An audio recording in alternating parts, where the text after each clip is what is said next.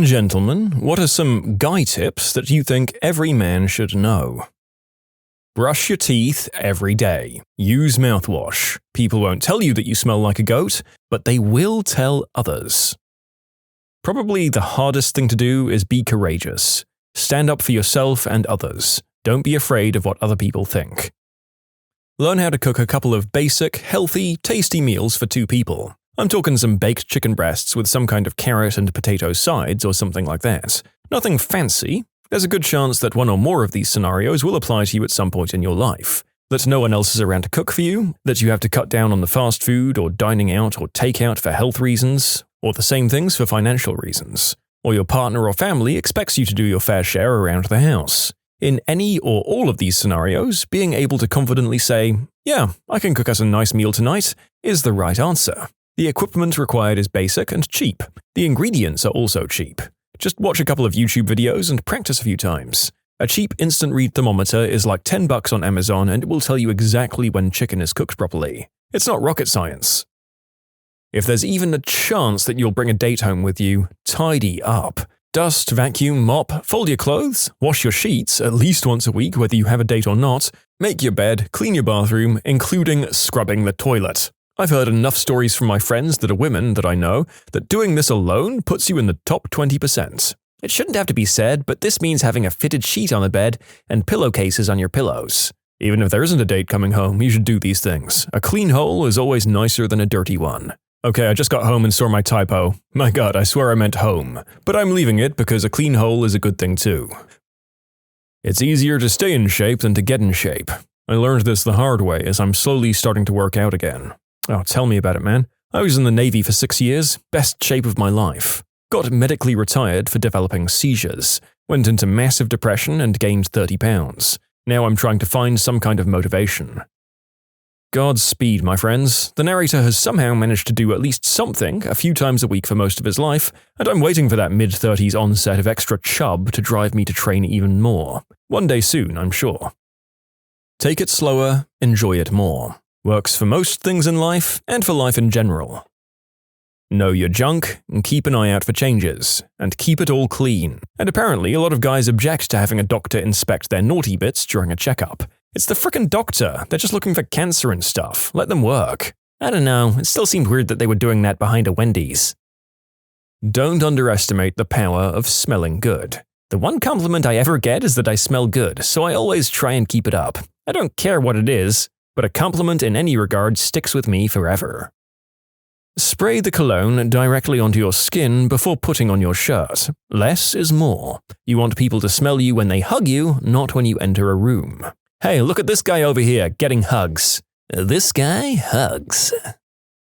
Holding your breath can help you get rid of a rock-hard, immovable member quickly. Take care of your knees, you'll miss them when they're gone. Clean your butt. Okay, I'm not going to tell you how to do that second one, but gently stretch and cool down after exercise. A few minutes of gentle movement after sitting for more than 1 hour. Exercises that increase hip mobility. Having tight hips immobilizes big movement muscles like glutes and recruits stabilizer muscles and tendons. It band, piriformis, those things, which will eventually tighten up and hug on your knees. Enough of this tension in the tendons and connectors around your knee and you basically have a tripwire waiting for you to step or move or lift wrong. And then you're in denial because how can you hurt your knee swimming? When you're angry, don't slam your wrist or fist down on the table. Trust me, it's never worth it. I learned it too late. Don't punch inanimate objects. I would suggest you not punch animate things either. Assuming you're not going to be clean-shaven, take care of your facial hair. Trim it regularly. Your facial hair isn't always even when you grow it. Wash it thoroughly. You don't want acne and other skin conditions underneath all of that. Having hair that traps all of the dust and oil makes it harder to manage. It sounds really obvious, but when you're like me, with a dad who shaves regularly, turns out I have absolutely zero knowledge on how to take care of my facial hair, and it sucks so much butt.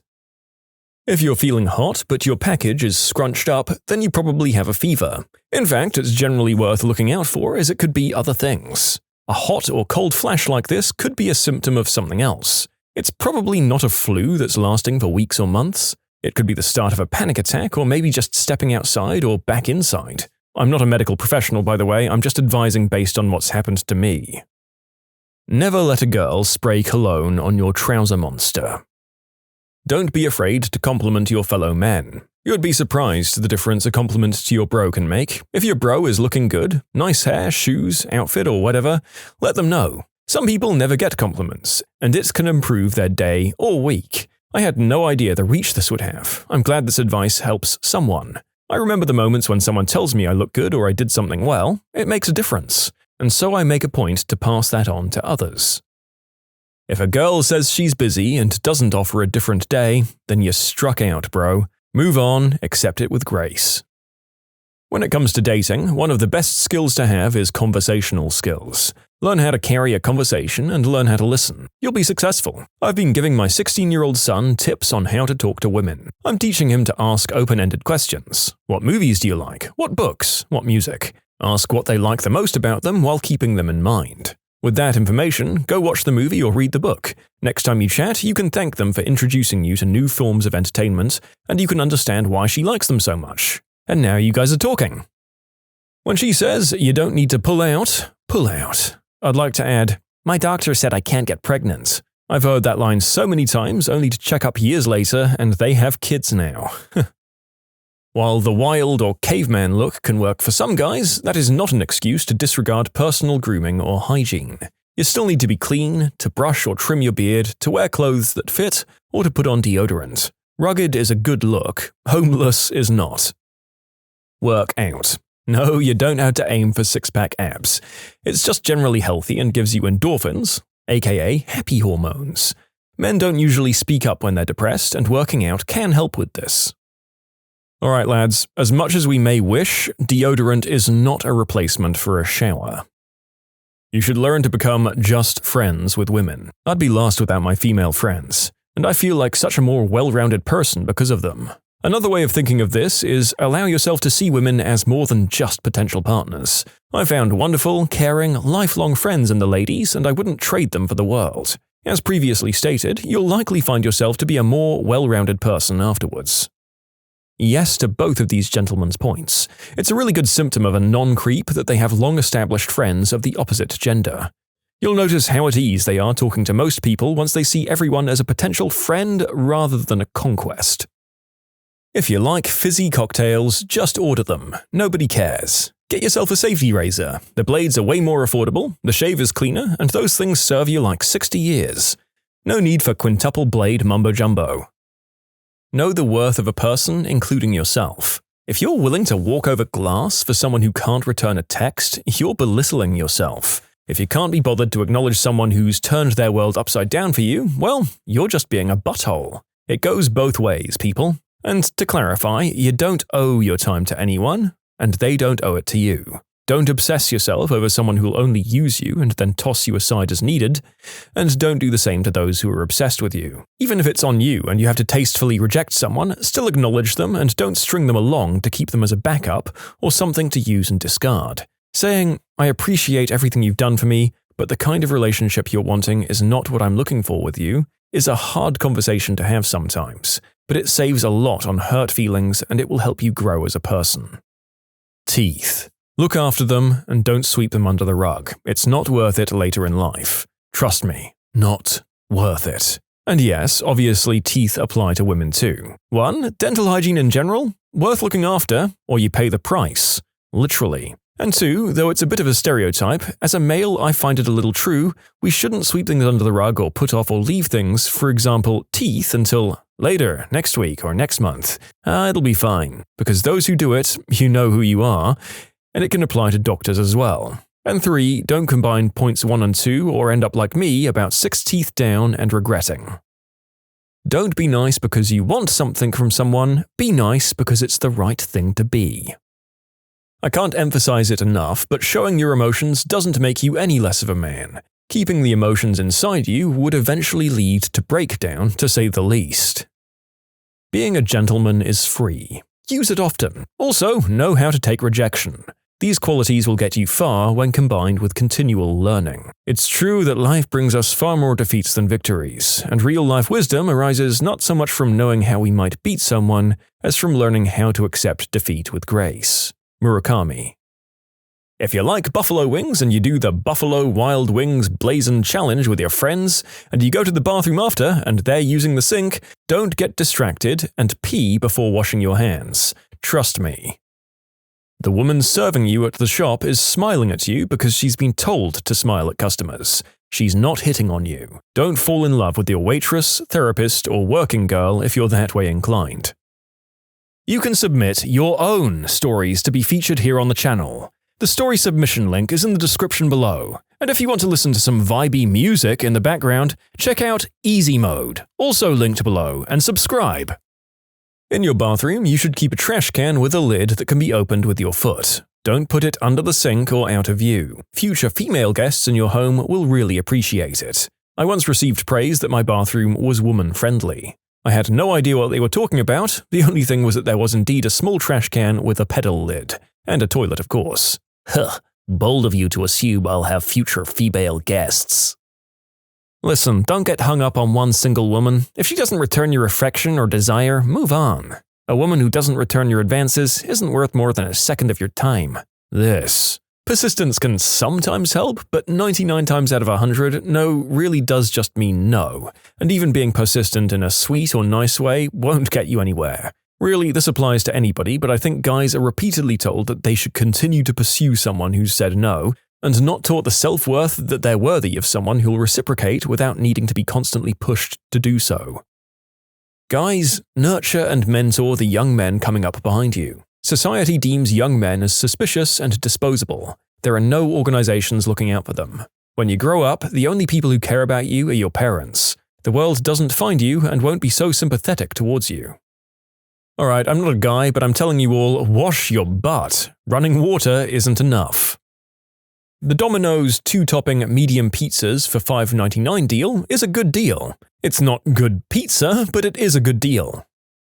I don't know if someone has already said this or not, but guys, try to be safe. Men who are the victims of the unspeakable act are never taken seriously. I'm a tall, dark-skinned guy, but I've had unwanted advances made on me twice, and both of those times people didn't take me seriously when I tried to tell them about what had happened to me. A lot of people made jokes about my masculinity, as if being feminine is a justification of what happened to me.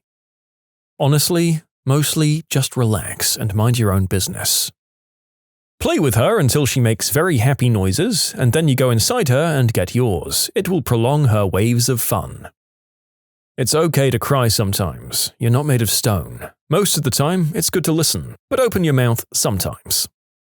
If you don't feel comfortable expressing emotions or liking certain feminine things, that's fine. Just please don't make other guys feel like they can't like the color pink, or express or share their feelings and stuff. For the record, the narrator thought he'd have at least had some comments that were less wholesome than what we've had so far. Well done, guys. I'm proud of us. I feel like this comment section would have been a very different thing 20 years ago. When you lose your cool, you've already lost. Try to pick up to 5 songs that you feel good about singing out loud, so that if you ever end up in a place that obliges you to sing karaoke, you'll be set. Alternate advice, unless you can sing and want to sing, never feel bad about telling anyone to F off when they invite you to sing, especially in a karaoke bar.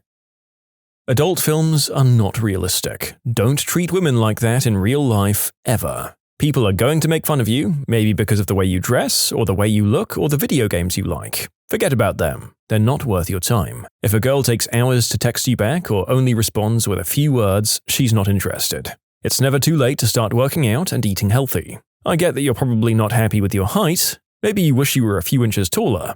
Maybe even a few shorter. I'm sorry, but there's really nothing you can do about it. But the upside, height isn't that big of a deal. Nobody outside of Tinder cares. We've all got something we're insecure about. Part of life is learning how to live with it. Life's too short to spend time wishing you could change things that nobody can change. Making friends only gets harder as you get older. Start now. Step 1. Buy a bidet kit. Step 2. Install the bidet kit. 3. Enjoy the refreshing butt shower anytime you want. Being a man isn't about being angry and smashing your fists through the drywall. That's being a teenage boy. Being a man isn't about being crude or making lewd jokes that make women uncomfortable. That's being a teenage boy. Being a man isn't about being hyper-competitive and getting in an eggplant measuring contest with all your friends about who's best. That's being a teenage boy. Being a man is about learning to control all of those urges. Letting them control you is being a child. The opposite of being a man is not being a woman. They're just two different ways of being an adult. The opposite of being a man is being a child. Learn to talk about your feelings with your friends. That's the best trick I've ever learned. Treating a woman right isn't simping. You can get rid of a rager by flexing your thighs. Learn to do girly things with your baby daughter. Brush her hair. Play with the toys she wants you to play with. If your 3-year-old daughter wants to play tea with her dollies, you man up, drink your tea, and raise your pinky. If she wants to play dress up, you dress those teddy bears. Who's looking at you? Nobody, except your daughter. She's all that matters. This one is mostly for the younger guys, like under 25, but it does apply to everyone. The crap you see in romantic comedies doesn't work. Life is not a movie, and the idea of persistence paying off is false. If you like someone and they don't reciprocate, then move on. Don't write them a poem or song, don't show up to their work, don't send them flowers, and don't wait it out thinking you'll end up being with them just because you're, quote, a nice guy. All of that works in movies, but in real life, it just makes you a sociopath. When texting a girl or guy you want to get to know and hang out with, don't hit them up a 4th time if they keep cancelling on you. If she cancels once, it's okay, she's busy. If she cancels twice, okay, it could be a coincidence. If she cancels on you a 3rd time, it's a pattern. Move on. Don't hit her up again and look desperate. Take pride in your appearance. Iron your shirts, keep your hair trimmed, invest in quality skincare, drink the appropriate amount of water, and go for a walk every once in a while. Sit down to pee when you're at home. Less clean up and nobody wants to hear you peeing loudly. Plus you might end up sneaking a toozy in there that you never knew you needed. If she shoots you down, say, "No problem, good talking to you," and then leave her the F alone.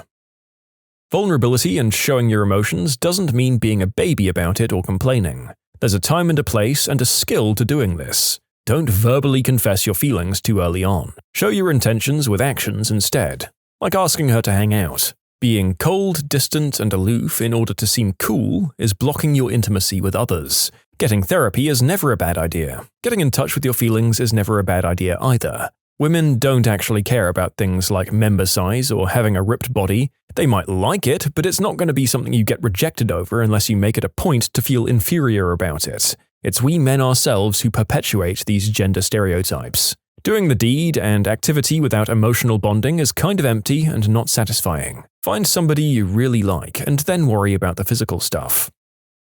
Read Marcus Aurelius, acknowledge your emotions but don't let them control your actions. Control what you can, but don't worry about what you can't control. Those butterflies in your stomach and racing heart when you meet a girl isn't falling in love, it's your hormones telling you to mate. There's no one or soulmate, just people you are or aren't compatible with. Start saving for your retirement in your 20s. If you marry, and plenty of reasons not to, marry your best female friend, the one you can talk to and hang out with any time, not the wild-eyed redhead who F's like a champ. Don't stick your stick in crazy, and you can avoid a lot of problems in life by keeping your mouth shut and your monster in your pants. This lists off like it was quoted from memory by a man who has learned from his mistakes and has his commandments written on his wall. Listen to his wisdom, gentlemen. Stop worrying about what other people think. They're idiots. Well, this goes for everyone. Don't fricking cheat. If you buy her flowers, you're not a simp. Your downstairs area isn't a gift, pal. Your personality is.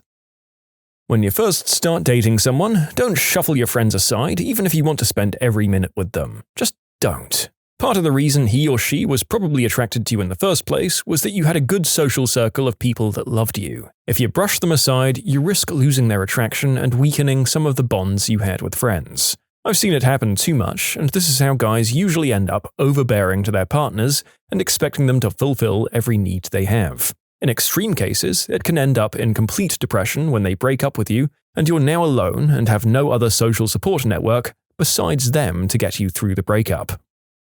If your friend ignores it when people say no, it's your duty to turn that piece of crap in. Swallow while shaving your Adam's apple, but don't release the muscles until you've finished the area. This gives a flatter area to shave without risk of nicking your skin. When finished shaving, dry your razor to prevent hard water buildup and prolong the life of your expensive razor. Push the blade of your razor down your jeans, this will keep it sharper longer. And straight men learn the one-handed bra removal technique. My wife hates that I can do this, but loves it at the same time. Don't trust a woman you don't know to provide birth control. Use protection that only you've had access to. Don't believe, I'm on the pill. A few minutes of pleasure isn't worth being stuck to a psycho for 18 years. If you like the girl you had a date with last night, call her today. Waiting is game playing, and it's not cool. Aim for the 11 o'clock position 1 inch above the waterline. Nobody wants to hear you splash when you tinkle. What would be a funny thing to say to a surgeon before anesthesia kicks in 5 seconds later? I'd broken my wrist and was being put under to have 4 pins inserted. They gave me anesthesia through an IV, and I felt coldness spreading up my arm and across my chest. The nurse asked how I was doing, and I said, "This must be what dying feels like." I heard her say, "Oh my God," and then I was out. So, did you die? Yes. Dude, I broke my wrist too. 4 pins and a plate, same exact sensation, comment, and a shocked face response from the anesthesiast. Are you me? You're me reincarnated. Can't believe you're dead. Yeah, the worst part is how much the Wi-Fi in this casket sucks. I'm sure the Wi-Fi will be the least of his worries once his battery dies. Wow, I actually have a relevant story that happened recently. As I was getting ready to go under, they were placing a device in my mouth to keep me from biting down on the scope they were going to use for the endoscopy. Think medical ball gag, but a hard plastic ring instead of a ball. As the gal was placing it in, I asked, "Wait, what's the safe word?" I heard a good amount of laughing as the world turned black. "I'm awake" would probably be a good safe word. Related comment, but doesn't really answer the question. My dad was in the middle of a surgery repairing some pretty nasty damage on his wrist after a skiing accident. He was under heavy anesthesia, but the surgeons were having serious trouble with the screws in his wrist, which apparently jarred him around enough to wake him up. He noticed their struggles and managed to say, "Righty-tighty, lefty-loosey." Then he passed back out. This is the most dad thing I've ever heard. How do you keep a surgeon in suspense? This is the best one yet. Shame it's buried so deep in the thread. It's over my head. Explanation, please? Okay, here's what it means. I hate you so much for that joke. Before going under for wisdom teeth, the doctor said I might feel funny. They pushed the drugs and asked if I felt any different. My butthole, and only my butthole, began to itch like crazy. And it was hot. Not warm, hot, like I just ate peppers with my butt. I told them my butthole is itching like crazy, and the assistant was really bad at holding back a laugh. The doc resisted mightily, but he too succumbed to my newly discovered butthole emotions. They actually gave me some kind of drug that had the exact same effect when I had surgery. They warned me prior though, and I kind of laughed it off until it actually happened. Newly Discovered Butthole Emotions is the title of my memoir. As the anesthesiologist was putting me under, he said I'd start to feel sleepy soon. I asked him, aren't I supposed to be counting back from 100 or something? He replied, I don't know, I must have skipped that class. Being an anesthesiologist must be awesome as you can always get the last word in. The last anesthesiologist I had messed with me too. He asked what I did for a living, so I told him. And he said, wow, that's a cool job. I wish I'd done something like that instead of this. Ugh. Well, bye. And I was out. But I woke up laughing, which was great for an otherwise stressful and confusing day. Got my spleen out a few years back. My anesthesiologist said, did you get some photos of that thing? Because once we got it, it's gone. Right before I blacked out. Those guys have always been my favorite every time I've had surgery. They're so chill and funny, and somehow that doesn't concern me since they're the ones basically keeping you alive. Had surgery about a year ago. As the anesthesiologist was getting me ready, he asked me if I'd done anything fun recently. I'd just gotten back from the Sasquatch Music Festival, so I told him that. Last thing I remember him saying was, well, this will feel more like a Grateful Dead concert. I was being put under for a wisdom tooth extraction a few years back, and it was the first time I'd ever had anesthesia. They used injection method rather than the gas, so they told me to watch the fluids going in so I could gauge when I'd feel sleepy. I had this idea I would say something like, oh no doc, I've lost my eyesight, or something else preposterous. Before I could collect my thoughts, I just immediately blurted, well then, and passed out. Last time I went under, as I started to fade, I said, you're gonna have to drive, I'm messed up. Probably came out, you're gonna have to drive, I'm messed up.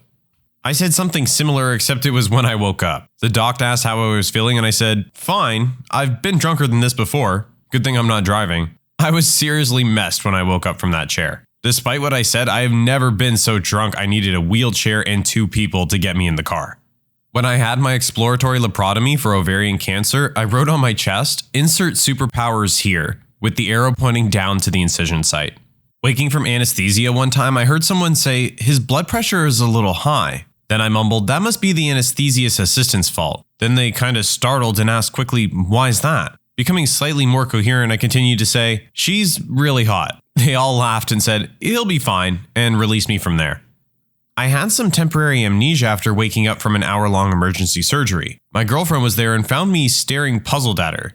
"Hey, Sleepy, it's me, your girlfriend." Me. "Wow, I must be a lucky dude." Happily together for more than 2 years now. Plot twist, the assistant was a big hairy dude. I'm okay with that. So after my dad had a triple bypass and was just waking up and they'd removed the breathing tube, I was in the room with him. I said something along the lines of, "Everything went perfect with your surgery, Dad, no problems." My dad in his drug haze said, "That is because I am a perfect specimen of the human male and it couldn't have gone any other way." Nurses were cracking up. If he was a perfect specimen, he wouldn't have needed a triple bypass now, would he? Got to admit they have a point. If something goes wrong and I go into a coma, don't you dare cut my coma beard. Yes, ma'am. I had to get some surgery that involved cutting open my head. Right before they gassed me, I said, "I should warn you, there's a spooky skeleton in there." The last thing I remember is his response of, "I'll try to look out for that." Did they find it? I don't know if they found it, but I'm pretty sure part of it escaped. If I don't make it through this, then tell my wife I want her to be buried alive with me. If I don't make it out alive, tell my wife I changed the Netflix password and she'll never know it. You're a sick person. Tell my wife I love her. Work ethic. Or just, if I don't make it through this, tell my wife. I would hope someone would tell her. They had a thing checking my heart and it fell off and it flatlined. I told them, "Oh no, you've killed me. Quick, we're losing me." For a second, I thought it was referring to your heart, like your heart fell out onto the floor. It was an awful botched wisdom tooth extraction. I tend to get massive erections while under anesthesia, but it's fine, just tape it down if it gets in the way. We'll just cover it with this thimble. Yo, let me know if you see my phone in there. This is so dumb yet so good. Keeping this for my next colonoscopy. When I got my wisdom teeth out, the dentist's office was right next to a funeral home. I told the guy that if anything went horribly wrong, they could just take me next door. Mother and doctor were not amused. I mean, at least it's close and convenient. As they were pushing the drugs, they asked me to count down backwards from 10. All I could say was no. The room erupted with laughter and I was out. When I was a kid, they told me to count back from 10, so I did. I got all the way to 0 and all the doctors were looking at one another extremely confused. Then, just before they were about to do something, I conked out. I had my wisdom teeth out a couple weeks ago. I really hate the idea of going unconscious, so when they told me it's starting and if I wanted to count backwards from 10, I was like, don't tell me. I wanted to just pretend like I was falling asleep on my own. That seems entirely reasonable to me. They told me to breathe in and that I would pass out by the third breath. One breath later and I'm waking up in the waking room. They never even gave me a chance. Can you count backwards from 10? Will I, or am I able to? I had my appendix removed in 2007. I was in the prep room about to get on the anesthesia and the anesthesiologist kept asking me what my name was as he was about to put me under. After 3 times, I remember saying, even though I keep saying it, I just forgot. Crap. And then I was out. I had to have a pilonidal cyst removed from my butt crack and can remember giggling like a madman because I asked the entire operating room, "So who drew the short straw and has to shave my butt?"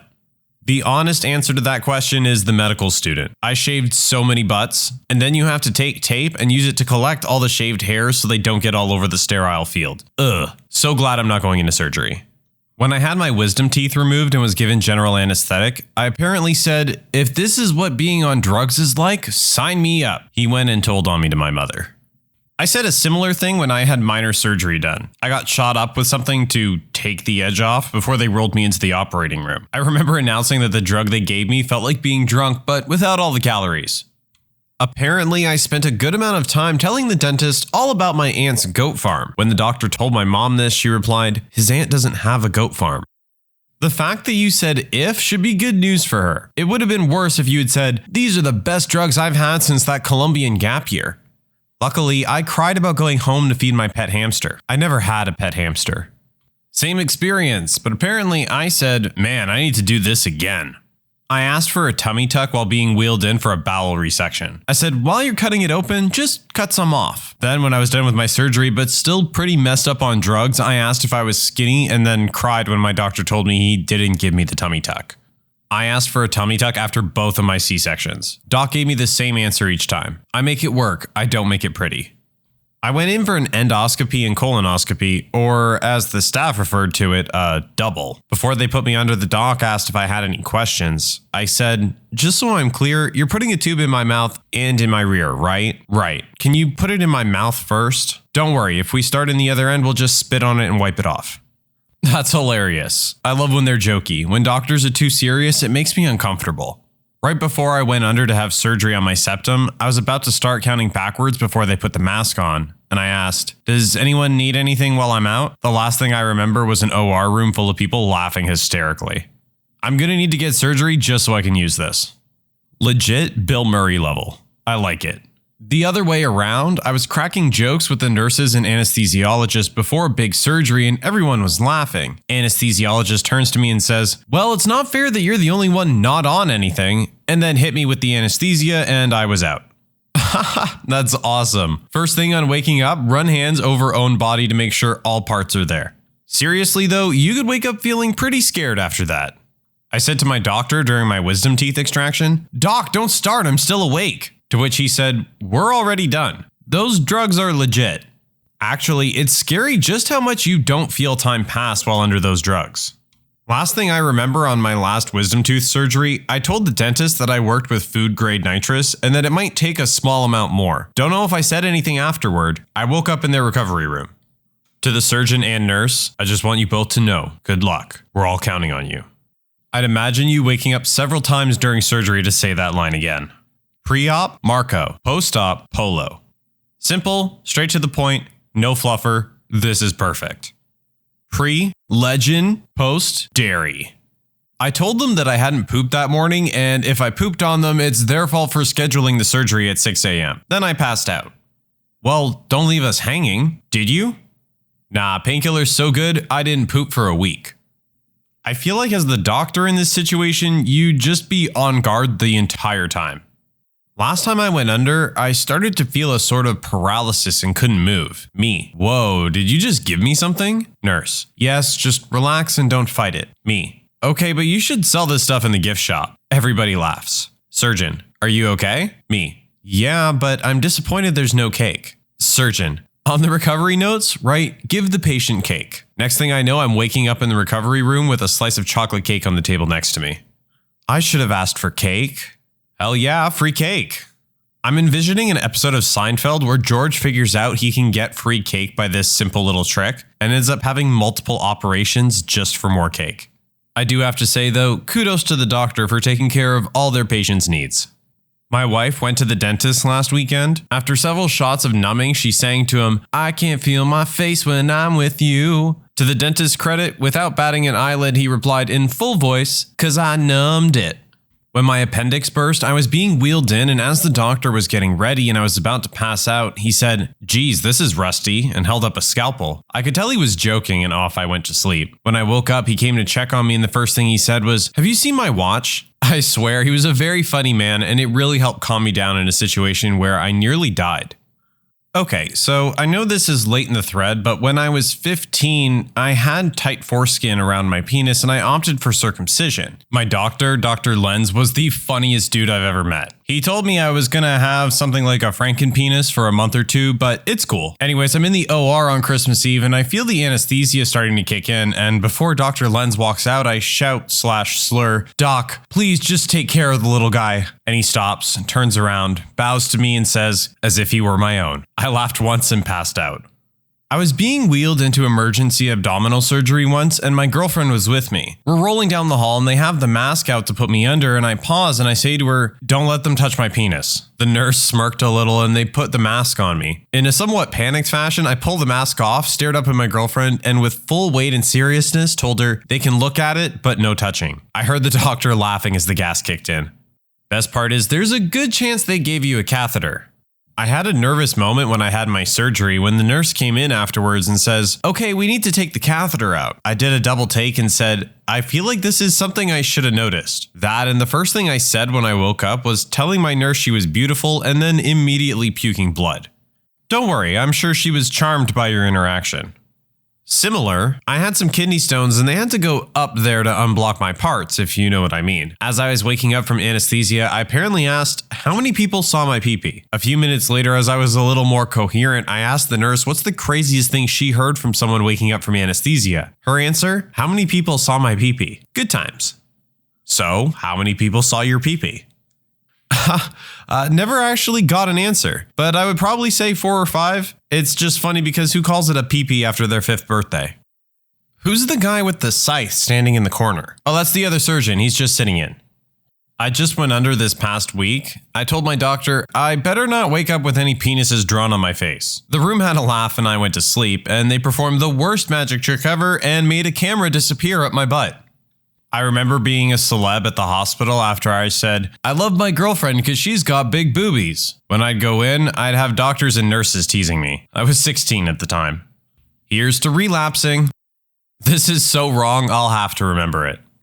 If the doc doesn't realize you're joking, this is a great way to not get prescribed any real pain medication for after the surgery. I beat the anesthesia. Had a patient fight anesthesia once. After his head hit the pillow, the anesthesiologist said, "Resistance is futile." I laughed so hard at this, my cab driver literally just asked me if I was okay. A couple of years ago, while I was being prepped for bone surgery, I had a good rapport with the anesthesiologist. My dad is one, and we kept talking about pain management and such. He pushed the dose of ketamine and propofol into my IV and my brain was getting foggy. I remember seeing him laughing as I went to sleep. When I woke up, my friend who was attending the surgery told me that while I was dozing off, I told the surgeon, "This is my very first time trying ketamine unrecreationally." Hopefully he doesn't say anything to your dad at the next conference. Doctors, nurses who deliver babies, what are some of the strange/funny things people have screamed while giving birth? When my brother was born, they had to use forceps to get him out. My mom saw them and screamed, "Those are salad tongs. You are not putting any kitchenware in there." When I gave birth and they pulled out the forceps, I thought they looked like ice tongs, not salad tongs. Much bigger. The doctor who controlled the pain meds saw my face and asked if I wanted to remember any of this. I said, nope. Last thing I remember. My mother's labor was extremely short. I was born within an hour. So that means that she went from experiencing minimal pain to extreme pain with little time to adjust. When my dad was driving her to the hospital, he unfortunately had to stop for gas. He went in to pay, and just then an elderly man in a wheelchair stopped him, asking him to buy cigarettes for him as the store was not wheelchair accessible. My mom then proceeded to lean out of the window yelling, "Don't help the cripple!" We have never let her forget that one. Edit. Didn't think anyone would actually see this. I'm glad everyone got a good laugh out of it. I'm sorry to laugh at your mom, but damn, that was funny. My mom had a similar quick labor due to medical issues. 15 minutes from first contractions to labor. There was an accident on the side of the road and my father slowed down while going past and my mom screamed, "Screw them, hurry up!" Epic fail. Last trimester, keep at least half a tank in the car. If we had to stop for gas, I'd have killed someone. I imagine the mom from Malcolm in the Middle as the pregnant woman yelling that. I believe at that point you can say, "Sorry dude, my wife is in labor," and any normal human being will go, "Okay."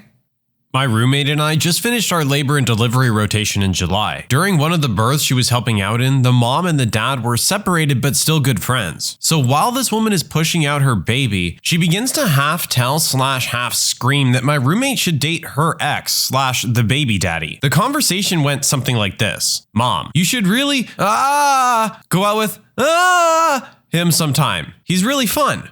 "Dad, I wouldn't mind getting some drinks sometime. What are you doing this evening?" No, she did not go out with him. That would make a heck of a love story.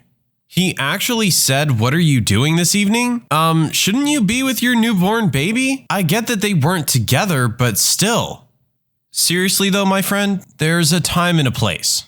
Paramedic here delivered a baby for a lady who did not realize she was pregnant and called us for abdominal pain. Patient: "You're an idiot. I am not pregnant." Me: "Well, I can see a head crowning."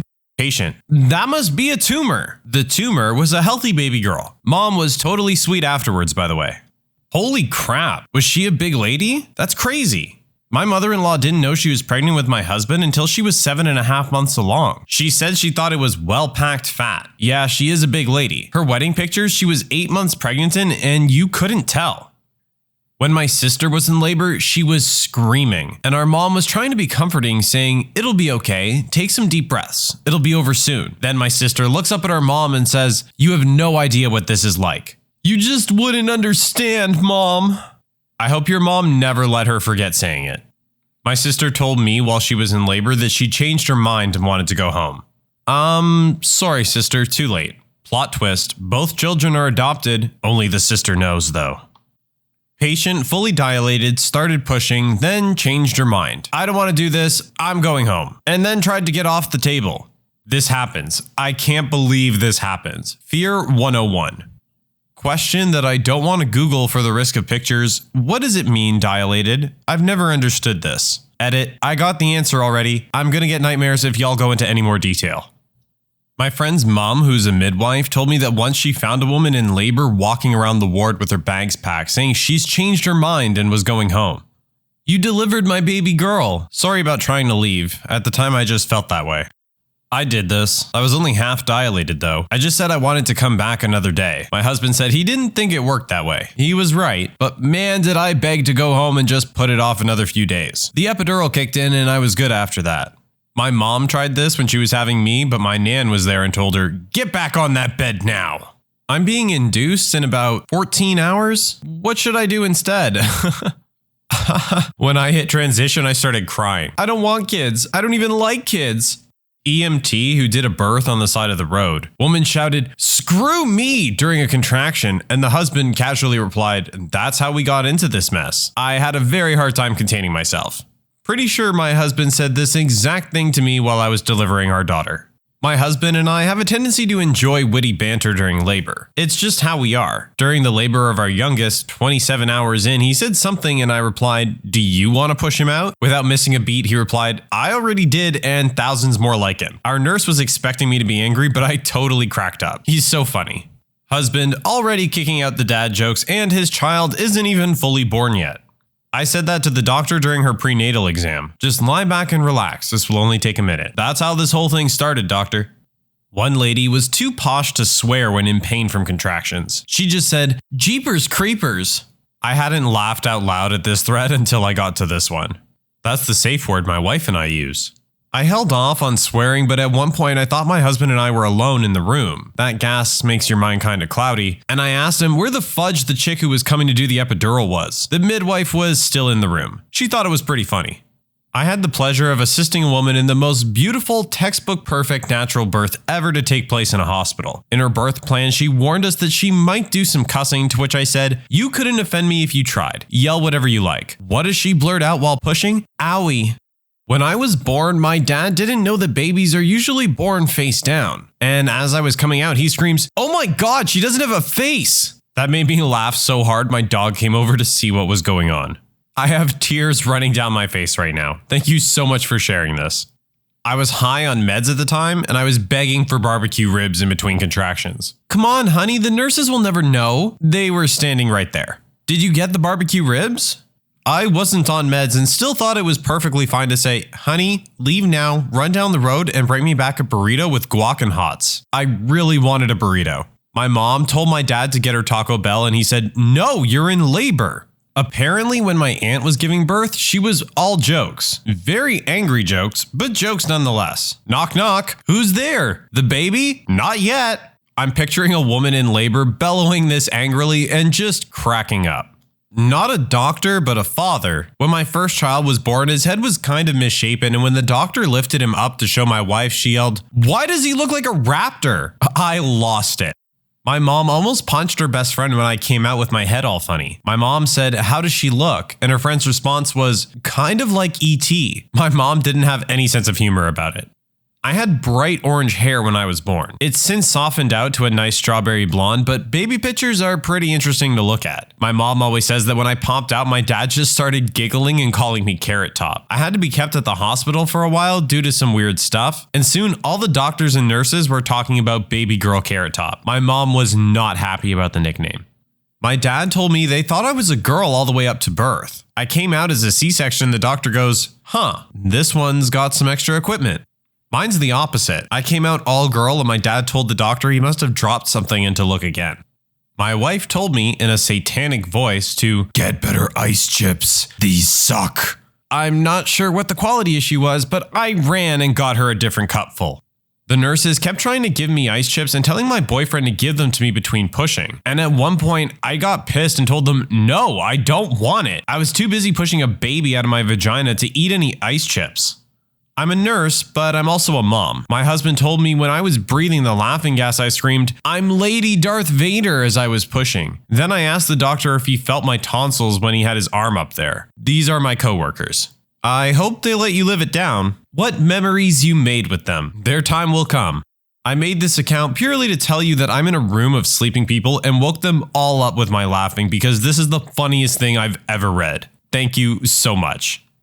I'm a nurse, and one of the strangest things that I've seen happen while someone is giving birth is one patient decided to tell her boyfriend that it wasn't his baby. That made the whole room silent and the boyfriend just left without saying a thing. My wife worked as a nurse near a military base and had so many women grab her during labor when the husband would step out to go to the bathroom or was across the room and say, tell him the baby is early or late. I had an affair while he was deployed and it's not his. I always felt bad for them. An ex-girlfriend did this to me. Dated her for about 7 months and the baby was supposedly 2 months premature. Kid came out with a full head of hair, lifted his head and looked around the room. I asked for a blood test. Mom of the girlfriend cursed me royally. Turns out kid wasn't mine. And I never saw that woman since that day. During labor, about a half an hour before the god-awful ripping and tearing, I was losing my mind. My older sister panicked and sort of ran around the room. My mom, the birth coach, said to my sister to give me a focal point, something to concentrate on so I didn't jump out of the nearest window. My sister lifted her shirt and showed us her boobs. Hilarity and awful pain ensued. Way to take the tension out of a difficult moment. After a long contraction, I said quietly, I'm gonna set everyone in this room on fire. Everyone laughed, including the nurse, but I think my devoutly Christian mother-in-law started to cry. It's times like this that I wish I was a woman, so that I can scream wildly inappropriate and zany things during my pregnancy. Then I say that again and realize I just wished I could give birth roughly aware of how painful it might be. I'm good. Not exactly during labor, but right after. I had a very bad tear during natural childbirth, which meant lots of stitches. Add to that, it was training day for one of the med students, and it was taking a long time. A really long time. Finally, I looked down between my knees and asked, what are you doing? Are you guys weaving a friendship bracelet down there? Both doctors, the intern, and the med student burst out laughing so hard they had to stop working. Apparently, there was some issue with how the intern was stitching me up, and things had gotten tense. This lightened the mood quite a bit. I'm sure this helped the med student feel a lot better in what was a very tense moment for them. After I had my son, I was pretty wasted on all the pain meds they'd given me. I looked up at my husband and said, honey, Condoleezza Rice is out there waiting for me. Tell her I can't come out to play today. I just had a baby. Condoleezza Rice must spend a lot of time traveling people's hallucinations. When my mom was in the hospital, for other reasons, she was yelling at Condoleezza Rice to stop trying to give her cigarettes. I had a C-section and was pretty out of it. When they held up my daughter and said, here's your baby, I responded, that's not mine. I've never seen it before in my life. Take it to the lost and found. I've never seen it before in my life. Well, there's some accuracy in that statement. As a nursing student, I was watching a planned C-section. The procedure was being performed by the senior resident. Everything seemed to be going well when I heard the resident mutter, whoops, and I looked up and saw blood squirting out, pulsing. She fixed the artery very quickly, but it obviously freaked out mom and dad. Everything turned out okay for mom and the baby. Whoops is definitely not something you want to hear from your surgeon or anyone similar. I had a dentist say whoops as he drilled through my tongue. Good thing tongues heal well. As someone with a C-section scheduled soon, this would scare the ever-living crap out of me. First words to my son, you better be awesome because that hurt a lot. For her sake, I really do hope he was. We hired a doula for our first kid 4 years ago. She told us a story that I still laugh about. She was with a couple that had been told they were having a daughter as their first kid. So, like first-time parents, they outdid themselves with everything pink, sparkly, and frilly, the whole 9 yards. Mom goes into labor and they call the doula to come in to be there for the birth. Mom's pushing, dad is cheerleading nervously, and the baby pops out and the doula notices that the sonogram tech that said they were having a girl messed up. The dad is too busy to notice anything is amiss. So the doula tells the dad to to do a finger and toe count to clue him in. So the dad looks at the baby, sees 10 fingers, 10 toes, and 1 penis. Now, he'd been told he was having a daughter for the past 6 months and sees a penis, and the first thing he screams is, "Oh my God, my daughter has a penis!" Just give him a minute. He'll figure it out. A friend's mom is a nurse. Nurse, have you seen the mucus plug? Woman in labor. Yeah, that moron went out to have a cigarette. Sounds like he'll be having a talking to when he gets back. A young couple, mom and dad, were both around 18 if I recall correctly. First baby for them both. Mom's pushing and dad is doing this awkward jig, wanting to be helpful, but not really knowing how to be helpful. At one point I say, "Okay, we can see the head now, still a while to go," and dad jumps up, runs to the counter, puts on rubber gloves, and gets into football receiving position like 10 feet away from mom's legs. We all burst out laughing and he was very embarrassed to learn that babies do not shoot out across the room to be caught like a football. Aw, buddy. Well, the important thing is that's what he thought would happen, and he was ready. Quality dad material right there. When my mother was pregnant, she and my dad decided to have an amnio. A stand-in doctor was there the day she found out the results, and despite my mom's instructions that she did not want to be told the sex, the doctor congratulated her on having a healthy little boy. My mom freaked out and decided not to tell my dad so as to not ruin the surprise. Fast forward to the day of my birth, I'm brought into this bright world without a penis. The doctors congratulate my mother on her little girl. My mom responds by yelling, "You've got to be freaking kidding me." Silence from everyone in the room. The doctor then has a serious chat with my mom about loving me even though I'm a girl, etc, etc. Turns out the amnio results were mixed up with another woman of the same name. Yeah, quite the confuzzle. She wanted a surprise. Sometimes you get what you wish for. He didn't tell her the sex. He told her the opposite sex. Not a doctor, but during the birth of my firstborn, I kept screaming, "I gotta poop, I gotta poop." Actually, it was just her head creating pressure as it was coming down the birth canal. It felt just like an 8-pound poop. Same thing happened to my mom with me. Apparently, she kept trying to walk around, telling everybody that she really needed to take a dump as she was in labor. That was the worst feeling than labor pain for me. The feeling that you have to poop so badly, but it just won't come out, and that dire urge to poop was there the whole time I was pushing. So 30 minutes of fighting a monster poop on top of a bowling ball forcing its way out of my vagina. No bueno. No one was responding to the call button as my mom was giving birth, so she yelled, "Do something, honey." So my dad ran out into the hall and screamed at the top of his lungs, "It's showtime and I'm not a very good catcher." When I read "It's showtime," I read it as Beetlejuice. Made it even funnier. The delivery nurse for my son's birth was about 4'11". She kept talking to me and I couldn't see her over my belly and legs. It was really frustrating. She said, "Do you want me to pull down the mirror so you can see?" I was like, "I don't need the play-by-play, let's just do this." I apologized afterwards and she laughed. That was me. The nurses kept trying to romanticize the moment and make it memorable, and I just wanted it to be over so I could go home. I remember they brought the mirror over to me to see my daughter's head crowning in order to motivate me. My cousin started laughing at the face I made when I saw it. Just glad they took the mirror away after that, and glad I didn't get to see anything else.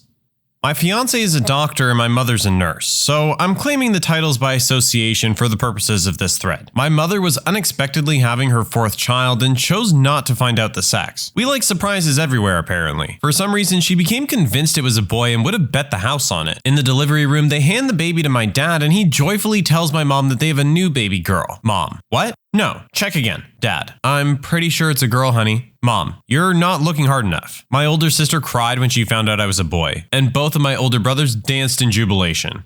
What have you witnessed someone do that made you realize he or she is really, really smart?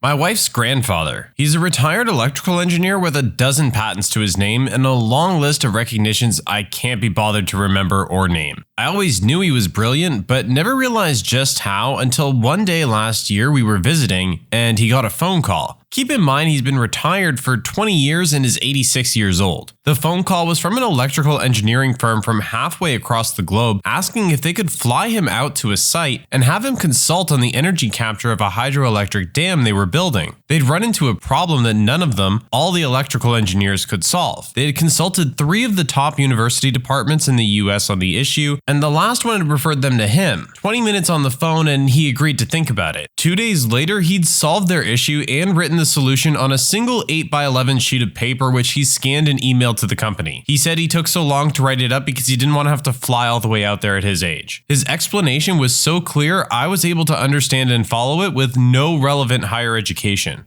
I spent a year trying to track down an intermittent issue with my car. An older gentleman on the forum had suggested a likely cause, but I disregarded it as the parts had already been replaced. Sure enough, he was right, and I managed to follow from that to find the other half of the problem. Saved me so much trouble. I had a mechanic look at it, I'd spent hours tearing my hair out trying to fix it. Nothing worked prior to that. Respect your elders, folks.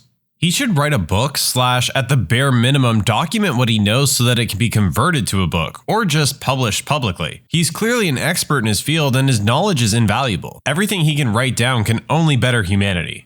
He has contributed to several textbooks over the years. He sounds like the kind of guy you should just sit down one day and say, "Tell me everything you know." Better pack a lunch though.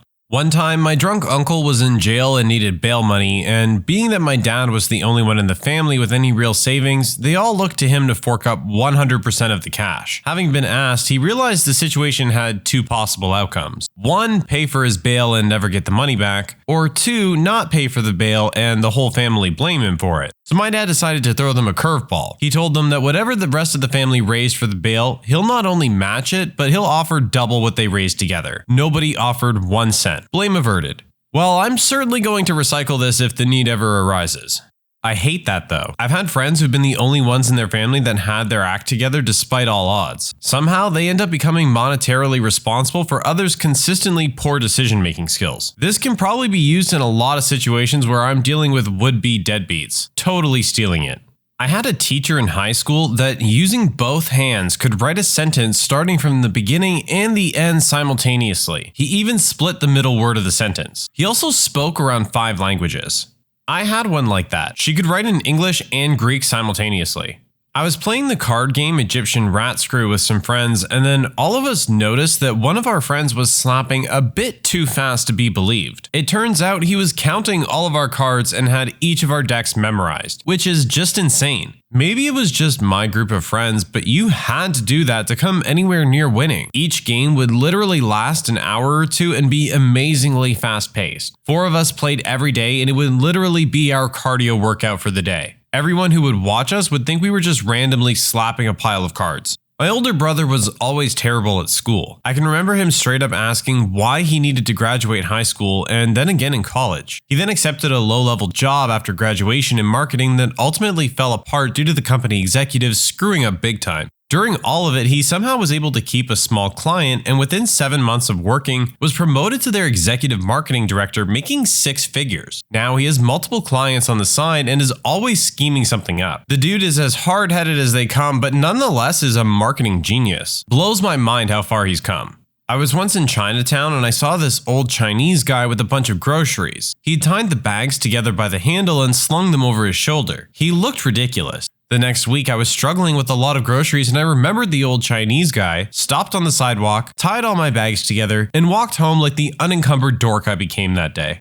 In high school, I had a friend who we made fun of all the time for being dumb, but he would have the wackiest ideas that would somehow work. One time, around Christmas of my sophomore year, a few of us decided to buy a 30-pack, and then later decided we didn't feel like drinking it that night. I couldn't keep it at my house, but one of my friend's parents was coming to pick all my buddies up. Nobody knew how they were going to get the 30 out of my house and to one of their houses. Then my friend came up with the genius idea. He went upstairs in my house, wrapped the 30 in wrapping paper. He then decided to carry it out right in front of the car with our friend's mom waiting and say it was a gift for his girlfriend who he was going to be seeing later that night. I realized that not being great at school doesn't mean someone isn't a genius. Intelligence comes in many forms. Sure, someone might not be able to do high-level math, but they could fix parts of your car you've never heard of. I knew 2 guys in undergraduate who would play mental chess. As they'd pass in the hall, one guy would say, "Knight to Queen 3" or whatever. The other guy would roll back his eyes for a second and then nod to acknowledge the move. Both guys then kept walking in opposite directions. Later that day when they passed again, the second guy would declare his counter move. The game could last days and they never forgot where any of the pieces were. Each had a mental image of the board. Sure, they might have been faking, but these guys were always first and second on the dean's honor list for all 4 years of my undergraduate. I knew them pretty well. I think the mental chess was legit. Most really good players can do this. Once someone becomes familiar enough with the game, it becomes a lot easier to recognize patterns. Of course, intelligence is advantageous to get good at chess. Did they ever get pissed off and mentally flip the board over? Knight to floor, rook to floor, queen to floor, king to floor.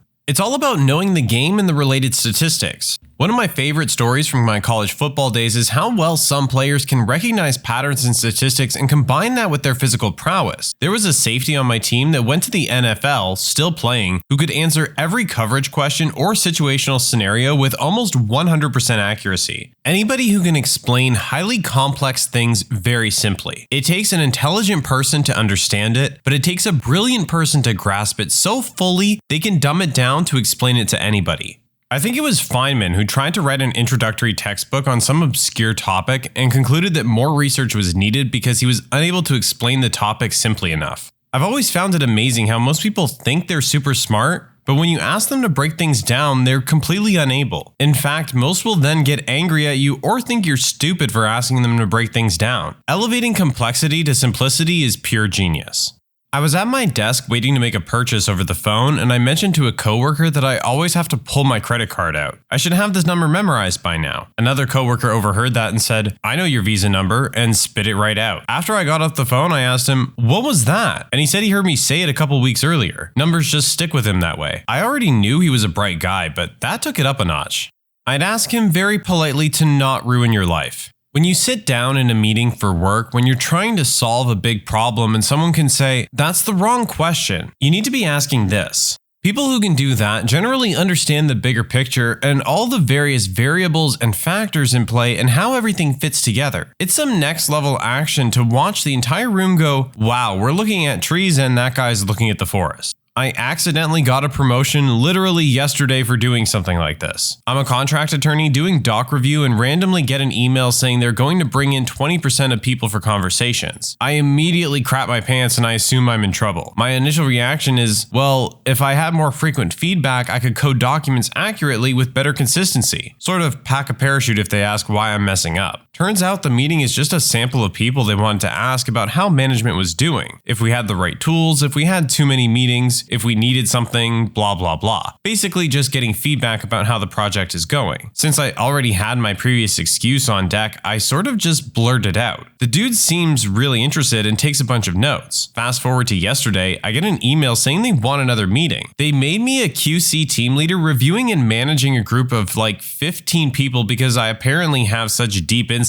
into the importance of quality feedback and maintaining consistency. Lazy people are the best at this. I witnessed a kindergartner who couldn't draw straight lines, keep his pencil still, and drag the paper around to draw a triangle. That kid is going to invent the first warp drive. Seriously, don't move the ship, move space. He gets it.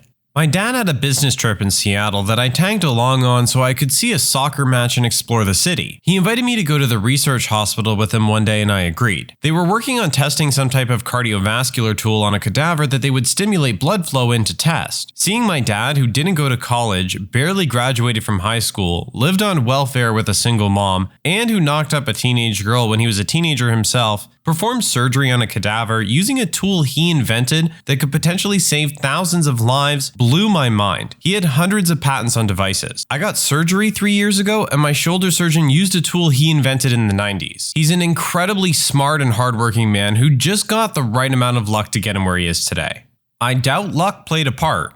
Everything is hard work and luck. So many people who give it their all get nowhere. I've seen it happen with so many bright and talented individuals. It sucks, but that's the way the cookie crumbles.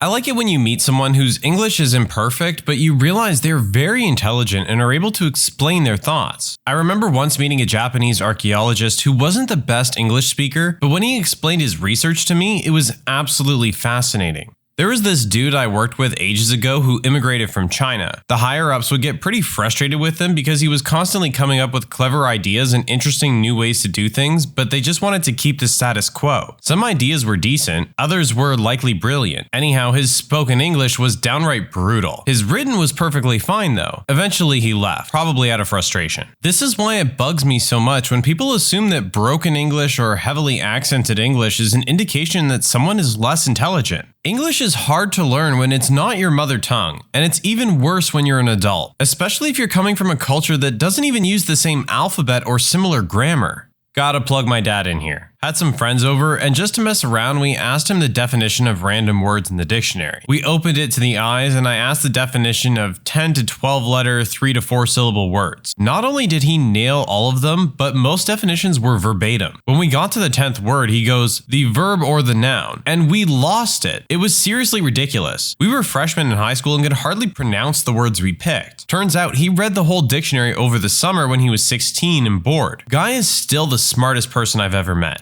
Gonna plug my dad as well. He's been driving big rigs for so long that he has almost memorized the United States interstate highway system. No kidding. You can give him the interstate number and the mile marker, and he can usually guess your exact location plus or minus 10 miles. My older brother has really bad ADD and always did terrible in school. I never realized how smart he was until a few years ago. We were watching Jeopardy together and he knew most of the answers to the most obscure questions. I was blown away. I swear it was like the scene from Groundhog Day. That sounds like my cousin. ADHD and ADD, awful in school, and an absolute genius. I used to work with a physician who had patients' medical record numbers memorized. Not because he was trying, he just saw them once and would keep it in his memory. 16 digits. When medical students would ask questions, he would say page number and paragraph where they could find the answer. He wouldn't use progress notes with patients. He would just walk into the room and ask the patient about all their family members by name and their entire medical history without ever glancing at a note. He would write notes 6 weeks after seeing a patient. Never miss a beat. Billing would scream about it constantly. On a side note, he had zero knowledge of the real world or social skills. Memory was the craziest I've ever seen. Years ago, I had a girlfriend in Denmark whom I visited once every few months. A few blocks away from where she lived was a secondhand book and game store run by a friendly old lady. It was basically a normal house, only every wall was covered in bookcases filled with books and movies and video games, ground floor and first floor, and she sat at a desk in the corner with a pile of new old stuff for cataloging. I looked through the neatly alphabetized PS2 games to see if she had any Dynasty Warriors 4, which I hadn't been able to find anywhere else. No luck. I asked her, she thought it over for a second, then said it didn't sound familiar. We bought VidDoc instead and headed home. Flash forward about a year, we stop by again, walk in the door, the lady sees me and says, "Ah, young man, good you're here. I have Dynasty Warriors for you." 4, was it? I'd been told she had a ridiculous memory, but I was just amazed. My girlfriend swears she hadn't been there in months either. I was just another customer and she remembered me and what I was looking for a year. When my dad just decided to add an addition to the house. Like he'd be out there 70 to 80 hours a week, adding 3 extra floors to the house with running water up to the 3rd floor. He would rent excavators and large moving equipment, and only like 3 or 4 times would he hire an extra hand. That was amazing. Lots of dads decide to do that, but it sounds like yours actually completed it, which is absolutely amazing. My dad never did large-scale renovations, but we never had contractors do anything. New carpet? Dad. New roof? Dad. Trees cut down right next to the house? Dad. Back porch? Dad. And none of these were remotely near his actual job. My mother also took apart our very first VCR from the 80s and fiddled around with it for hours until it would work with our archaic TV. Talk about some jerry-rigging.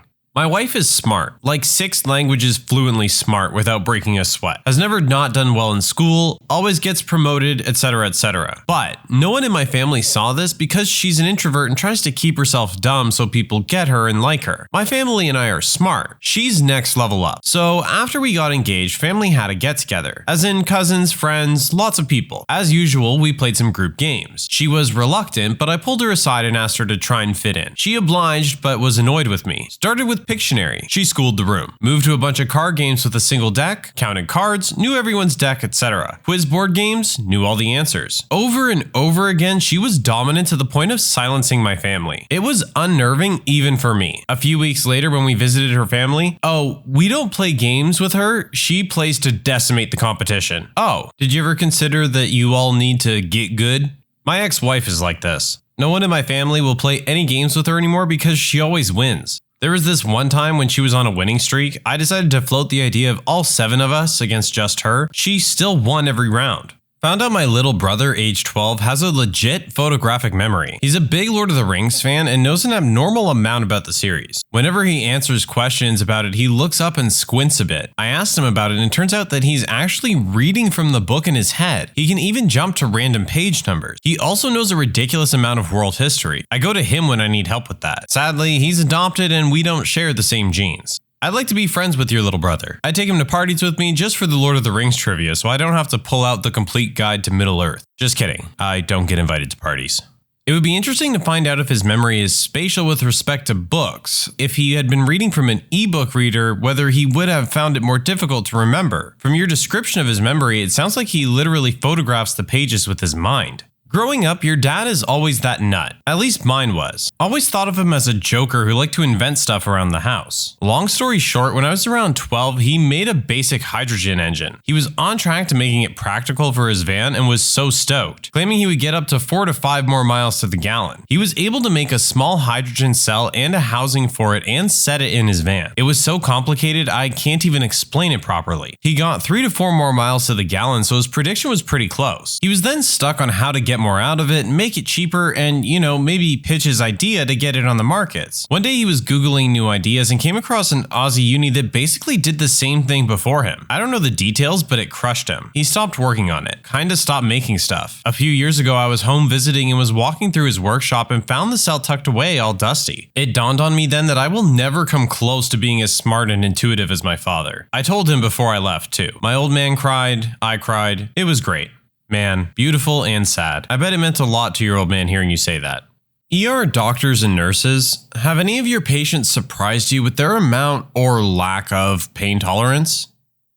I had a patient with an open tib fib, the bones in the lower leg sticking out, and below that looks like jelly, trying to walk, apparently unaware of how bad his leg was. Of course, he was incredibly drunk at the time.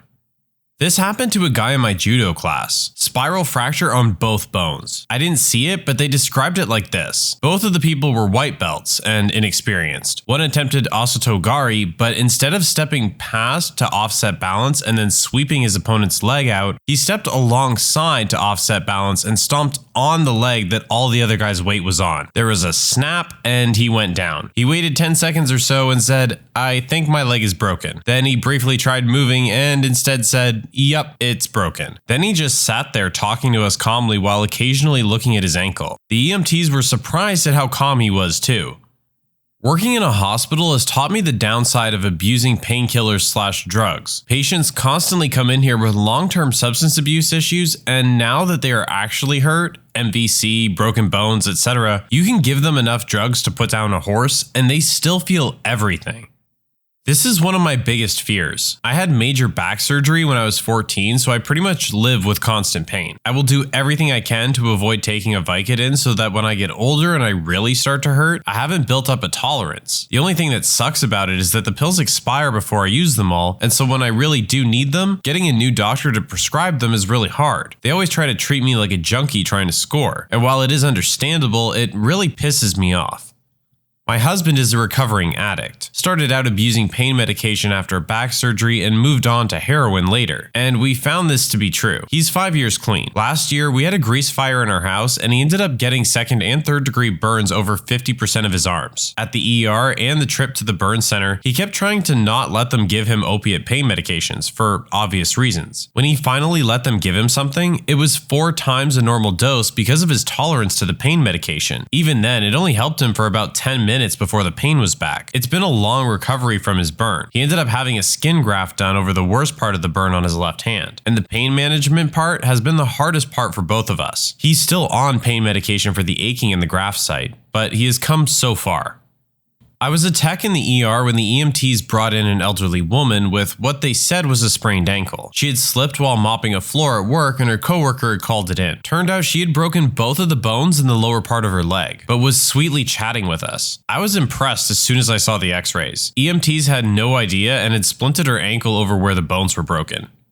Typically, broken bones in the legs, unless there's a huge amount of angulation or displacement, do not cause a ton of pain unless moved. We see that often in the old people with hip fractures as well. They're usually sitting there still and having no pain, but the second you try to move it, they're in excruciating pain. Same goes with trying to bear weight.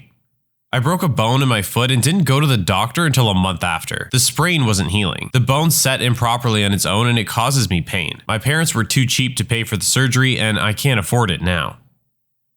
ER doc here. 50-year-old guy with a massive heart attack just lying there chilling. Ask him his pain level, deadpan, just a little. 5-year-old boy with both forearm bones fractured and dislocated, playing on iPad with the other arm. 60-year-old lady slips, falls, and destroys pelvic bone. Just wants one Tylenol and scooches out of bed wanting to walk home. After much convincing, she begrudgingly accepted that might not be a great idea. There are some pretty tough people out there. Why are heart attacks always described as massive? I never heard of any other severity. Always massive. Doesn't anybody ever get a regular-sized heart attack?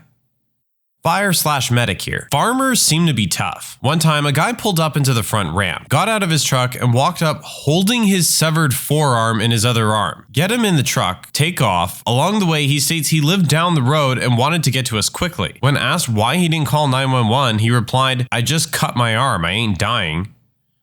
Also had a Battle of the Bulge vet tell me he didn't need a blanket. It was -7 with wind chill. My grandma grew up on a farm in Alberta and was unbelievably tough. She once broke her finger by slamming it in a car door and splinted it herself with popsicle sticks and duct tape. Later, her appendix burst, but we didn't find out until they took her to the hospital because she passed out at dinner in the retirement home. She said she hadn't wanted to bother anyone by making a fuss. Finally, she was diagnosed with stomach cancer. It spread through her entire digestive system. After she went into hospice, my mom was cleaning out grandma's apartment and found every single prescription bottle of painkillers mom had picked up at the pharmacy for her, unopened in a drawer. Knowing mom would eventually find them, my grandma had written a note saying she preferred to keep her mind clear. She was seriously tough. Yep, my old man is a lifelong farmer. A couple years back, he was chasing some escaped calves and while climbing over a fence managed to break his ankle, which wouldn't have been so bad if he hadn't kept chasing the calves. Rounding them up, got them into the holding pen, and then asked if I would be kind enough to drive him to the ER. Last year, he also nearly severed the tip of his thumb, was mooring his boat and it pitched unexpectedly and the rope got caught. He just superglued it back together. Farmers are tough. For example, a guy near me wrapped around a PTO during the winter a few years ago. He walked away and didn't go to the doctor the next day. He had breaks in both his legs and broken ribs and a massive concussion. My grandpa, who's an 80-ish-year-old rancher, got bucked off a horse. He stood up and it didn't look good. He limped away and said, "Get me a dip." My grandma handed him his chew can and drove him to the hospital. He ended up having a broken leg, 6 broken ribs, a broken arm, and a broken wrist. He's broken each arm and leg multiple times and broken every rib multiple times. Another farmer I knew got his arm ripped off in a baler when he was reaching in to clear it out. This was before cell phones and he was stuck. When night fell and he wasn't home, his dad went out 3 or 4 hours later. The first thing he said was, "Get me a beer and a cigarette, we're going for a drive." Even though he lost a ton of blood, he lived. Farmers, especially old ones, are so used to pain I guess they don't perceive it anymore. I know I'm nowhere near as tough as those guys. Not ER, but actually a cashier at a fast food place. A woman ordered 2 meals, and since she was a little older, really old actually, I offered to bring her food to the table so she wouldn't have to wait. I get there and her husband had wads of paper towels stuck all over his arms with electrical tape, and his right hand and part of his face were a mix of blood and second-degree burns. Turned out he was working on his lawnmower and the engine blew up on him. They stopped for lunch on the way to the hospital for the burns and the metal they couldn't get out. He was acting like it was nothing. My grandfather got his finger caught in a lawnmower engine somehow. Went a couple weeks before finally asking my mom if he should get it looked at. Mom said it was green, so of course she said yes. Ended up having to be partially amputated. Whoops. Working as an EMT, I got called to a 64-year-old female slipped in her house, possible sprained ankle. When we got there, the woman is sitting in a chair with her legs stretched out in front of her, but she had long pants and slippers on that covered the entire ankle, so I couldn't really see. When we walked in, she started talking and didn't really seem to be in any pain at all, so I figured this was going to be an easy trip. I kneeled down in front of her to take a closer look, and I wasn't surprised to find that it wasn't just broken, it was messed right up. I mean, the foot was at a 90-degree angle to the outside, and it was also leaned down, so what should have been the side of her foot was facing straight down, and the bone that should have been holding the ankle in place was pushing against the skin on the inside of her ankle so hard that it was about to rip through. I was bewildered at the fact that at that moment she said, "It doesn't hurt, so I hope it isn't broken." She hardly made a peep on the ride to the hospital. 35 miles, very bumpy. Come to find out she had multiple sclerosis, and that made people feel pain differently. That's amazing how she was so unfazed, but I'm very curious now. How does multiple sclerosis make people feel pain differently? Most neurons are coated in something called a myelin sheath. It helps signals move faster. MS strips the neurons of this myelin sheath, causing the signals to move slower. Therefore, any normal body responses would be delayed by a lot. It's especially bad when it happens in the brain, as they cannot repair themselves. That's pretty much what MS is. It's pretty much the body attacking itself, and that's why it's so difficult to treat. That reminds me of my, at the time, 95-year-old great aunt. She fell one night and cracked her head open on her coffee table. She called my house for my dad, asking if he could stop by when he had a chance. We lived right across the street, so my dad ran over to check on her and walked in to see her covered in blood. He called an ambulance, and apparently she was pissed at him and didn't talk to him for a while because he had made such a big deal about it. She apparently had the EMTs cracking up because of how pissed off she was about the blood getting on her new carpet. I was chatting with my physiotherapist one day about pain tolerance, and she said that she once had a maybe ex-cocaine addict as a patient whose tolerance was absolute zero. She couldn't even touch him without him perceiving it as painful, let alone stretch or manipulate his body. She said he was a very challenging case. That sounds extremely tough for the doctor especially. Was that because of the guy's addiction? Cocaine won't do that, but opiates like heroin can cause this. It's called hyperalgesia.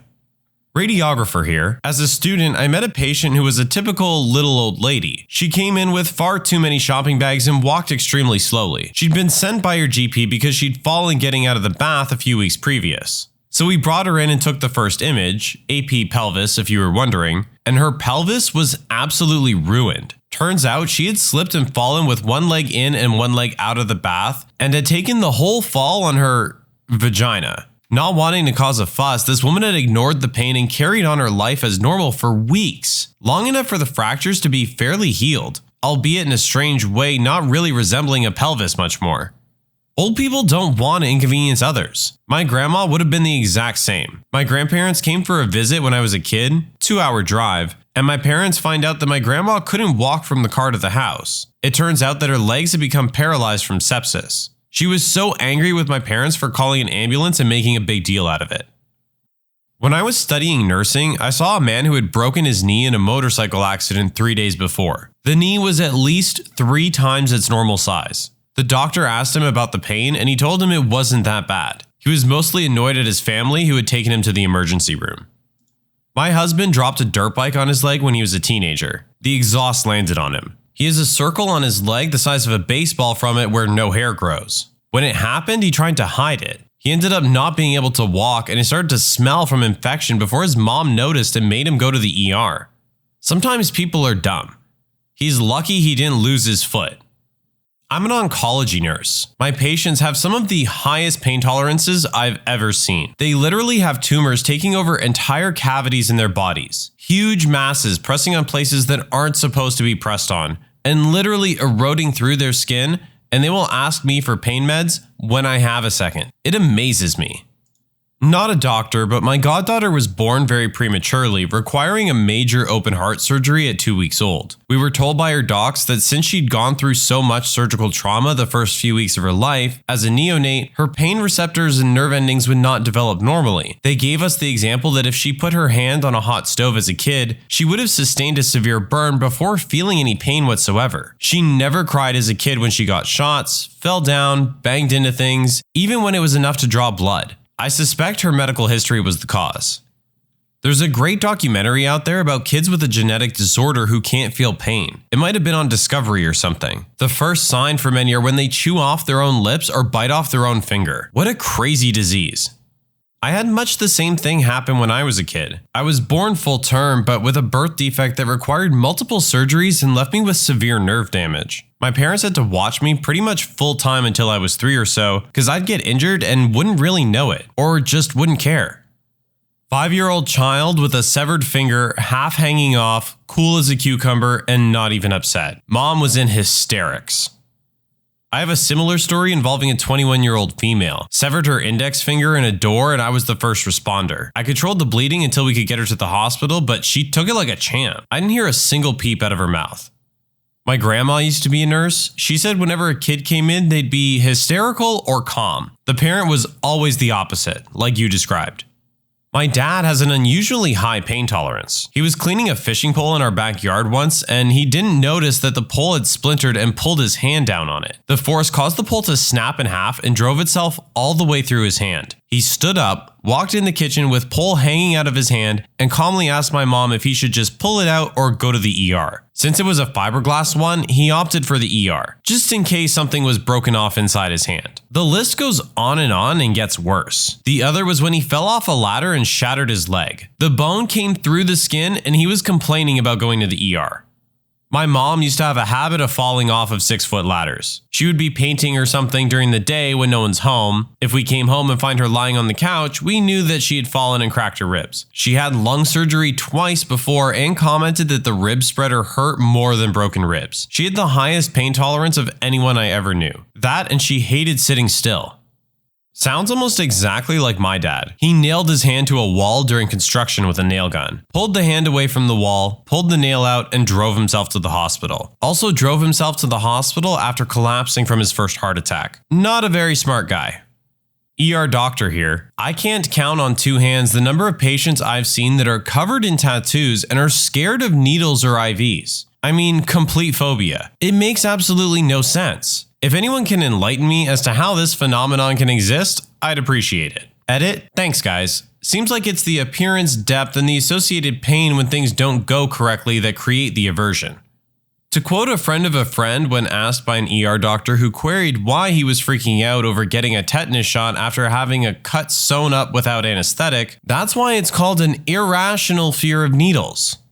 I can only speak from personal experience. With tattoos, the needles are penetrating into the dermis. IVs and shots are going into the vein and muscle respectively. For me, it's the thought that the shots are much deeper. ER doctor here. My intern year in residency, I saw a 17-year-old kid who, while playing hockey, tried to stop a puck with a gloved hand. It struck his fingertip, injuring the base of his nail, causing a significant deformity. His nail bed needed repair, which requires first removing the nail. That's done by bluntly dissecting or separating the nail from the tissue below it. If your stomach didn't turn reading that and imagining it, congratulations, you have no soul. Typically, we use a numbing agent to eliminate sensation to the entire finger using something called a digital block. I put it in. After 10 minutes, he still felt me touching his fingertip. I tried putting some around the nail. He still felt everything. His mother said his father actually had a similar thing. Lidocaine didn't work on him. I offered him a different numbing medicine. We can inject Benadryl in that case, or even knocking him out. He looked at me in the eyes and said, "Doc, just take it off." Without anything? Yeah, it's fine. They fix our cuts without numbing medicine. But it's gonna hurt a lot. I have to scrape, I know. So I went at it. He grabbed a towel with his other hand and I went to work. 45 minutes later, the nail was off, he was repaired, and I replaced the nail in its rightful place. The kid didn't even make a noise. Hockey players are tough. I have the same issue. The lidocaine family of anesthetics does nothing to numb pain for me. Neither do any of the others I've had used on me. This makes procedures like that nail thing a bit pesky. Dentistry also falls into the same category. The worst thing I went through was my vasectomy. The doctor did his usual injection of anesthetic and I did my usual, yep, it's numb response, since they won't do anything without jabbing you with needles. Nothing was numb, but we went through with it anyway, just like every other time I had to have something done. It was worse than getting stitched up, but not as bad as a root canal. I've had a dislocated shoulder reduced, a separated shoulder reduced, broken ribs realigned, several lacerations stitched up, a thumbnail repair, and other stuff done without being numbed up. I usually do the towel trick like the kid. What's the juiciest rumor at your school that turned out to be 100% true? New kid comes to high school. He has a funny accent because his parents were missionaries traveling all over the world. He was actually kind of cool. Spoke at least 4 different languages, English, Spanish, Russian, and Mandarin. He was super polite and everyone liked him. Of course, he had haters, mainly the so-called bullies, a concept he never understood. Rumors started that he was well-versed in many forms of martial arts. He never denied or admitted to them. One of the bullies decided to find out. He was much bigger than the new kid, and new kid did everything in his power to not escalate the fight. Even took a punch from said bully. Well, guess the rumor was true. Not only did the new kid beat him up, but the bully pooped himself. Most awesome thing I ever saw in high school.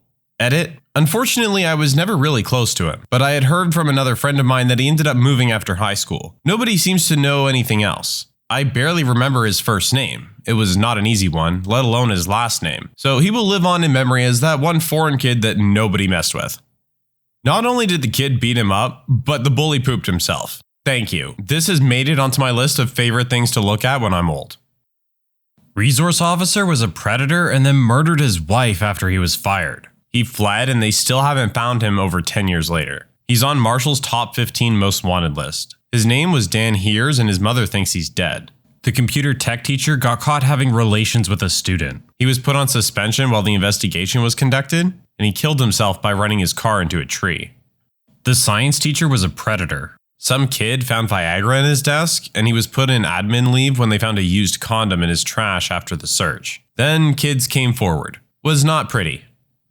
Science teacher at my boarding school was also a predator. He was caught when he was projecting his computer screen in class and inappropriate material popped up. He was obviously fired, but his wife and adopted son stayed. I can't imagine how hard that must have been for them.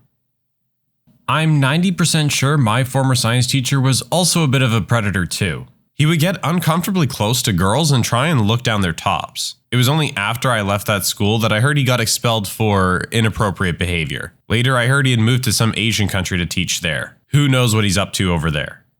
2 teachers that were married to each other were sleeping with students. The husband was the first to do it and the wife found out and slept with some of her students as revenge. Also, the resource officer was sleeping with some of the 18-year-old seniors. All got confirmed when they were fired for it. Well, the teachers got fired. The officer got moved to bicycle patrol. My school had a similar incident. Wife was fired for sleeping with a student. They got divorced and then the husband was fired a few years later for the same thing. The students were 18, so no one went to jail. Ah, yes. Find out your husband's cheating on you? Don't divorce him. Nah. Start cheating too, with people that will get you fired and possibly jailed. This one girl would make those colorful friendship bracelets made out of needlepoint floss for every guy she gave a BJ to. There were lots of bracelets. Is that so she keeps track of repeats? Rumor had it that a teacher was sleeping with some of his students that wanted to get higher grades. No one believed it to be true because he was married and just had his 3rd baby. 100% true, and all the students were proud of it. He's still in jail 5 years later. This is one thing I've never understood about the American education system. Why do you have your teachers set your exams and give you your grades? Surely it defeats the point of having an examination in the first place and risks students/teachers blackmailing each other as seen here. That there's an underground bunker from the Cold War era below the school. Not only is it there, but it turns out you can access it from the PE changing room through a secret trap door. Edit, it's in Krakow, Poland because so many of you were curious. But looks like there's actually lots of schools that have one. Edit 2. Also, it is confirmed to be a bunker, but it was built before the school existed and was most likely emptied by previous owners of the building. My school had one of those as well. The hatch was hidden in the cafeteria kitchen. Its existence was confirmed when our recent American history teacher went down and took pictures for our Cold War unit. He said that most of the tunnel had been filled in with concrete, but there was still substantial walking area. My school had one of these. Though it wasn't hidden under a trap door, there was a door to it in the theater. The door led down to the pit under the stage, and the back of that led to the area that could serve as a bunker. The bunker actually led to a system of tunnels that then connected it to the middle school that was about 3/4 of a mile away. Reminds me of my high school. It used to have a coal-burning boiler and there was a massive coal room that extended out underneath the marching band's practice fields. Some stoners I knew would sneak in there to get high and they bumped into the art teacher in there. The art teacher had the same idea. Why is it always the art teachers? In middle school, a rumor floated around pretty much most of the school that the principal had a consistent record of sexual assault. And what do you know, he got arrested for sexual assault when I was a freshman in high school. It was all over the news and everything. The government/politics teacher at my school quietly retired because it was sort of an open secret that the girls could get a better grade in his class by wearing low-cut shirts. I don't know if he ever did anything though. A younger male teacher, upper 20s, newlywed, was having sex in his classroom during lunch with an older female teacher, married in her mid-40s. A student caught them and filmed it and pretty much blackmailed them into turning themselves in. Well, at least he was sleeping with a teacher and not a student. Well, that's a plot twist I could get behind. A student used blackmail to get the offenders to do the right thing for once. At one of the schools in my country, someone caught the principal and some other teacher having sex. They dragged him all over social media and they ended up ruining his life. The guy killed himself. We had a Spanish teacher who would keep giving random financial/business advice during classes. One day, he tabbed over to his stock trading homepage and accidentally revealed that he was a millionaire. Rumors about his past started circulating. Around graduation, some students found old newspaper articles confirming that he was a former meth dealer who had spent time in jail. Was a seriously cool guy, actually. That would be a good Breaking Bad spinoff. We had a physics teacher who was rumored to be a millionaire as well. It was said that he had a hand in the development of MRI machines in his younger years. I know he himself had stories about working in the lab of an MRI factory, so I'm pretty sure it checks out, even if he never said how much money he had. Either way, the rumors were that he had enough to retire anytime he wanted, so it was probably a lot. How the heck did a former meth dealer get teacher certification? I don't know if I buy this one. If he hadn't been caught, it would make sense, and maybe he gets a job if he has a drug possession prior, but having distribution on your record and then getting a post-prison teaching gig doesn't add up. Two sports teachers were having an affair with each other, even though one of their spouses was already a sports teacher in the same school using the same dinky office. Rumor was confirmed when the two dudes had a fist fight in the basketball court. I feel like every PE teacher I ever had was plowing another member of staff. Edit. I should mention I was homeschooled. That the school district security guard would let you get away with anything if you gave him some coke. He later got caught and fired for it. If anyone else went there, it was at Desert View High School in Tuscan. Edit, I was talking about cocaine, not the soda, for those who didn't realize that. And on a serious note, it's all about the Dr. Pepper. The wood tech teacher was married to the French teacher and they had a child. The PE teacher slept with the French teacher, and the wood tech teacher went into the PE department and threatened to beat the crap out of the PE teacher with a cricket bat. I believe this was during a normal school day, but it was before my year started there. A second PE teacher got involved and stopped it, so everyone kept their jobs. Later on, the wood tech teacher married the geography teacher and they had 2 kids, whilst a third PE teacher cheated on her husband with the second PE teacher, and every Wednesday, an hour before lunch, I would see PE teachers 2 and 3 through the window of my science classroom. They would get in a car and leave together. Sometimes I would see them come back, and sometimes I wouldn't. I jokingly pointed it out to people before anyone else caught on, and later they became a couple that was known to students. Final count, 6 teachers, 3 pregnancies, 2 affairs, and 1 angry husband with a cricket bat.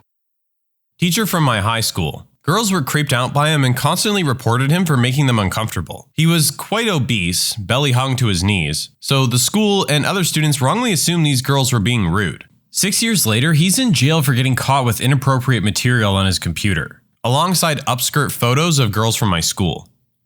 My science teacher got caught with inappropriate material on his computer too. Genuinely though, predator teachers are probably more common than we think. Oh god, this is why people need to believe teenagers when they report any sort of sexual misconduct. Something similar happened at my high school in South Texas. Pretty much the same story, but the teacher was an older man. I never had him, but some friends of mine always said he made them feel uncomfortable. Was outed as a predator a few years later when they found inappropriate material on his computer. That there was a girl in the boys' bathroom giving BJs for $10. There really was, and she got expelled. $10? That's way too cheap considering the risk. Girl in my class did this only for free. Came back to class after lunch bragging about how there was a literal line of guys and she'd blown 12.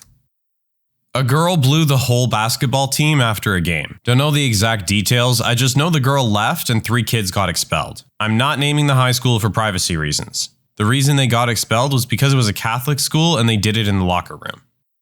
My 6th grade math teacher was super creepy. He would assign seats randomly, but always place the girls in the front of the classroom. Did the whole lingering stare thing and was always trying to get people to hang out with him during lunch. I never did, but he was married and has a baby, so no one really suspected anything of him other than being creepy. Fast forward about 7 years, the teacher ended up being a predator.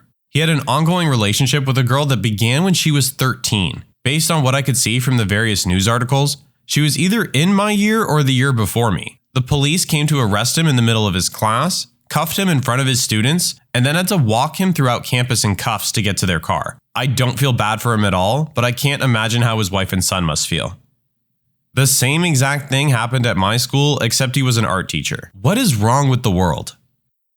Probably not the juiciest thing, but the one I remember because of how I found out. A few of our high school library walls were weird, sort of a lowercase b shape. So there was this empty space behind the bookshelves up against the walls. Tunnels, basically. Word was students were messing around in there. I worked in the library, had to move the shelves, clean the tunnels, found used condoms. It was an all-boys school at the time, if that matters. Mind, the condoms weren't the worst thing really. The leftover food debris in there was worse. Stuff like chicken bones. Edit. A couple years later, I was talking with an ex-schoolmate. Another guy from our graduating class comes in. I hate that guy, my friend says. He's gay. Dude, you're gay. There's gay, and then there's so gay other gay people think you're too gay. Turns out that gent had been one of the entrepreneurial fellows selling services for a few dollars ago. I wasn't shocked since I already had some idea, but I was surprised that the going rate had been so cheap. You know you've hit rock bottom when you'll give a blowy for a piece of fried chicken. Either that or that's some awfully good chicken. There was a rumor that our female English teacher was sleeping with the starting QB and that her youngest child was not her husband's but the QB's. She was caught sleeping with a different one of her students years later, and it is now known that she has slept with a number of former students, including the QB. Now people really think her youngest kid isn't her husband's. When I was in middle school, the big joke rumor was that two teachers were banging. Years later, everyone finds out that not only were they having an affair outside of their respective marriages, but that the male teacher was cheating on both women with a man. The female teacher moved away and ended her own life. The entire situation was unbelievably messy. I'm always amazed at people who have the energy and time to cheat. Like, how did he stay organized enough to fit in a wife, a mistress, and a gay lover while working full-time? It just sounds exhausting. The physics teacher was sexting and sleeping with one of his students.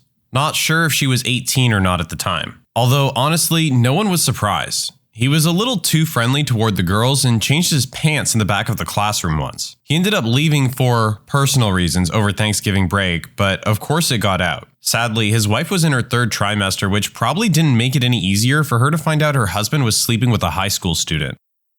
I feel a disproportionate number of the predator teacher stories involve a pregnant wife or just born child.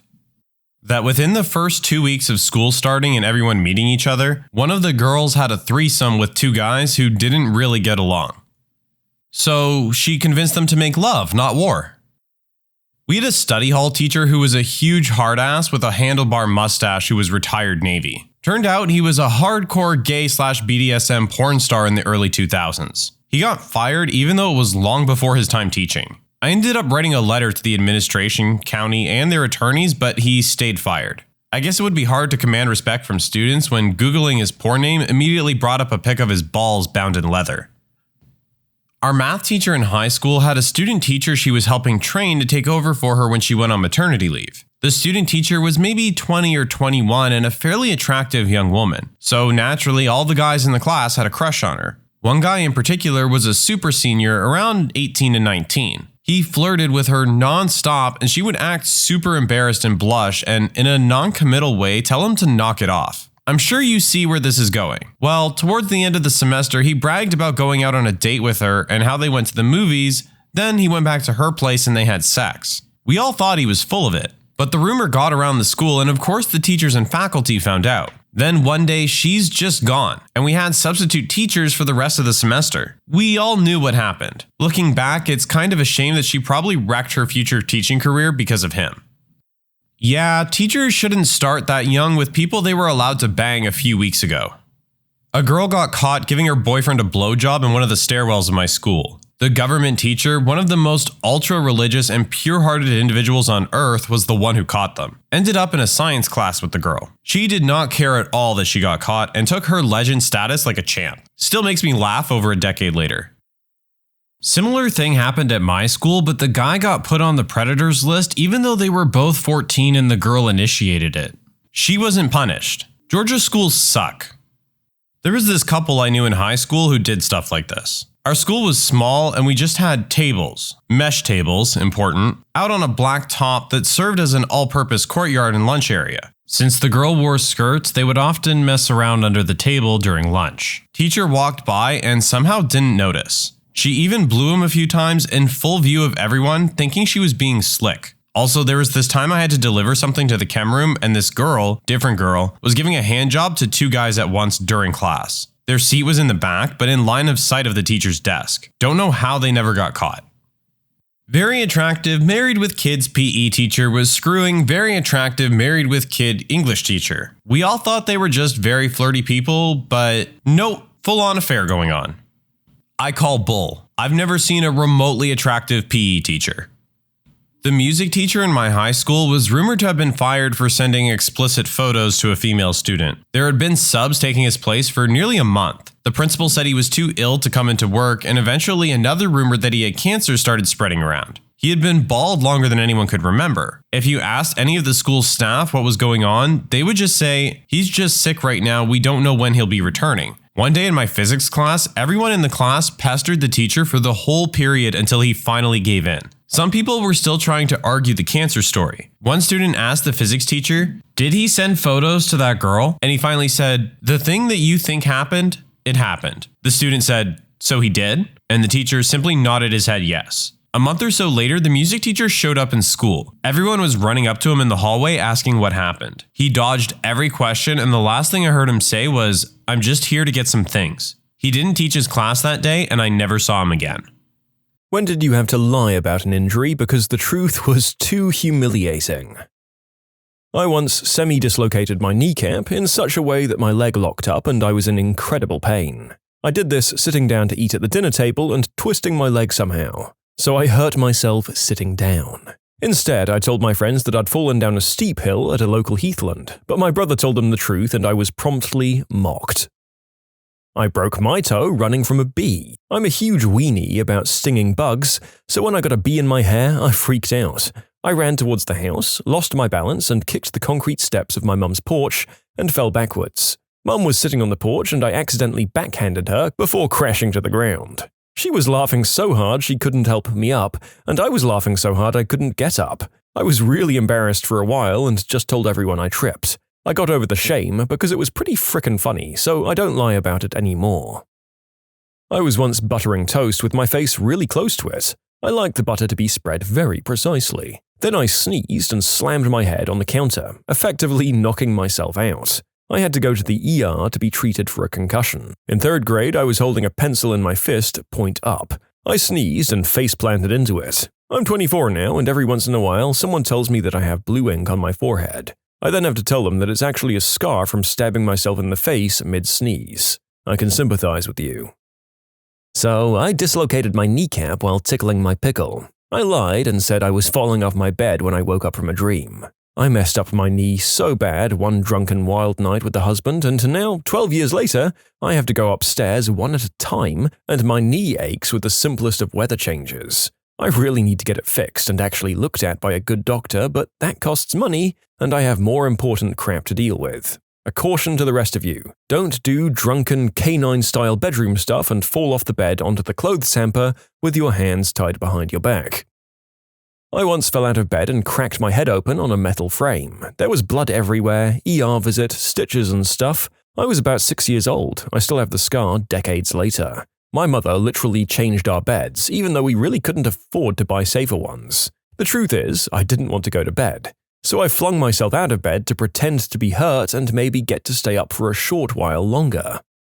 Well, mission overachieved on your goal there at least. Maybe there's something to be said for not shooting for the moon on every one of life's little endeavors. You should only commit that hard when it comes to things that will help you achieve your long-term goals, perhaps.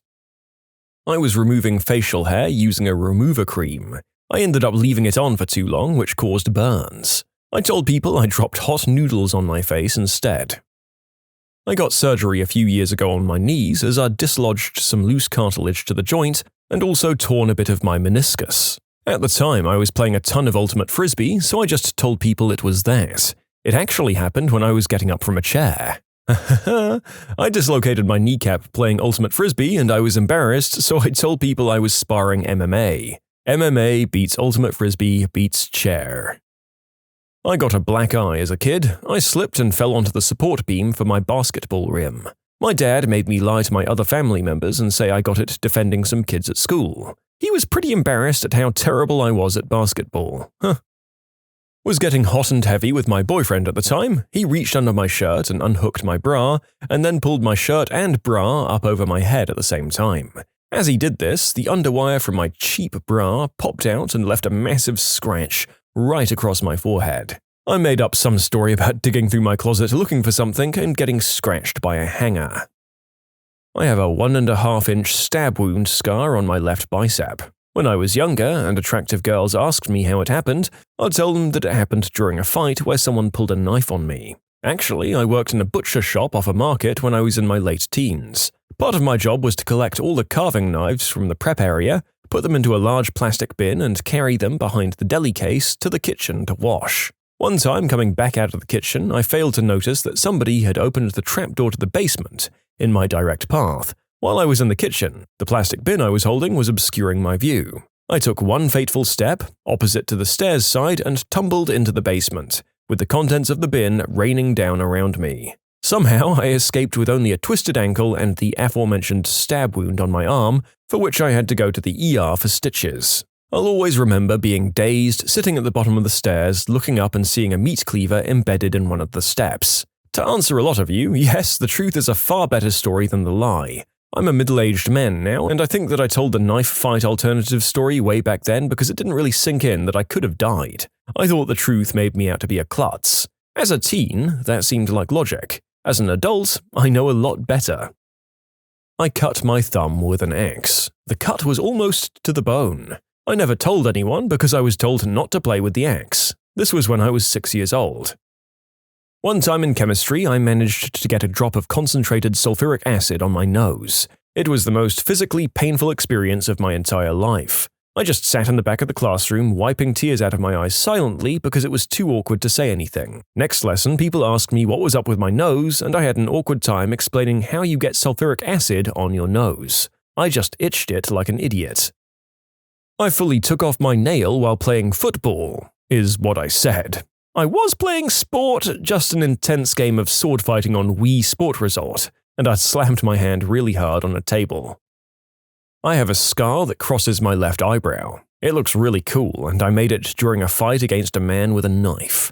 At least, that's what I tell everyone, because saying my PlayStation 2 fell on my face because I tried to lift it while not paying attention might sound too stupid.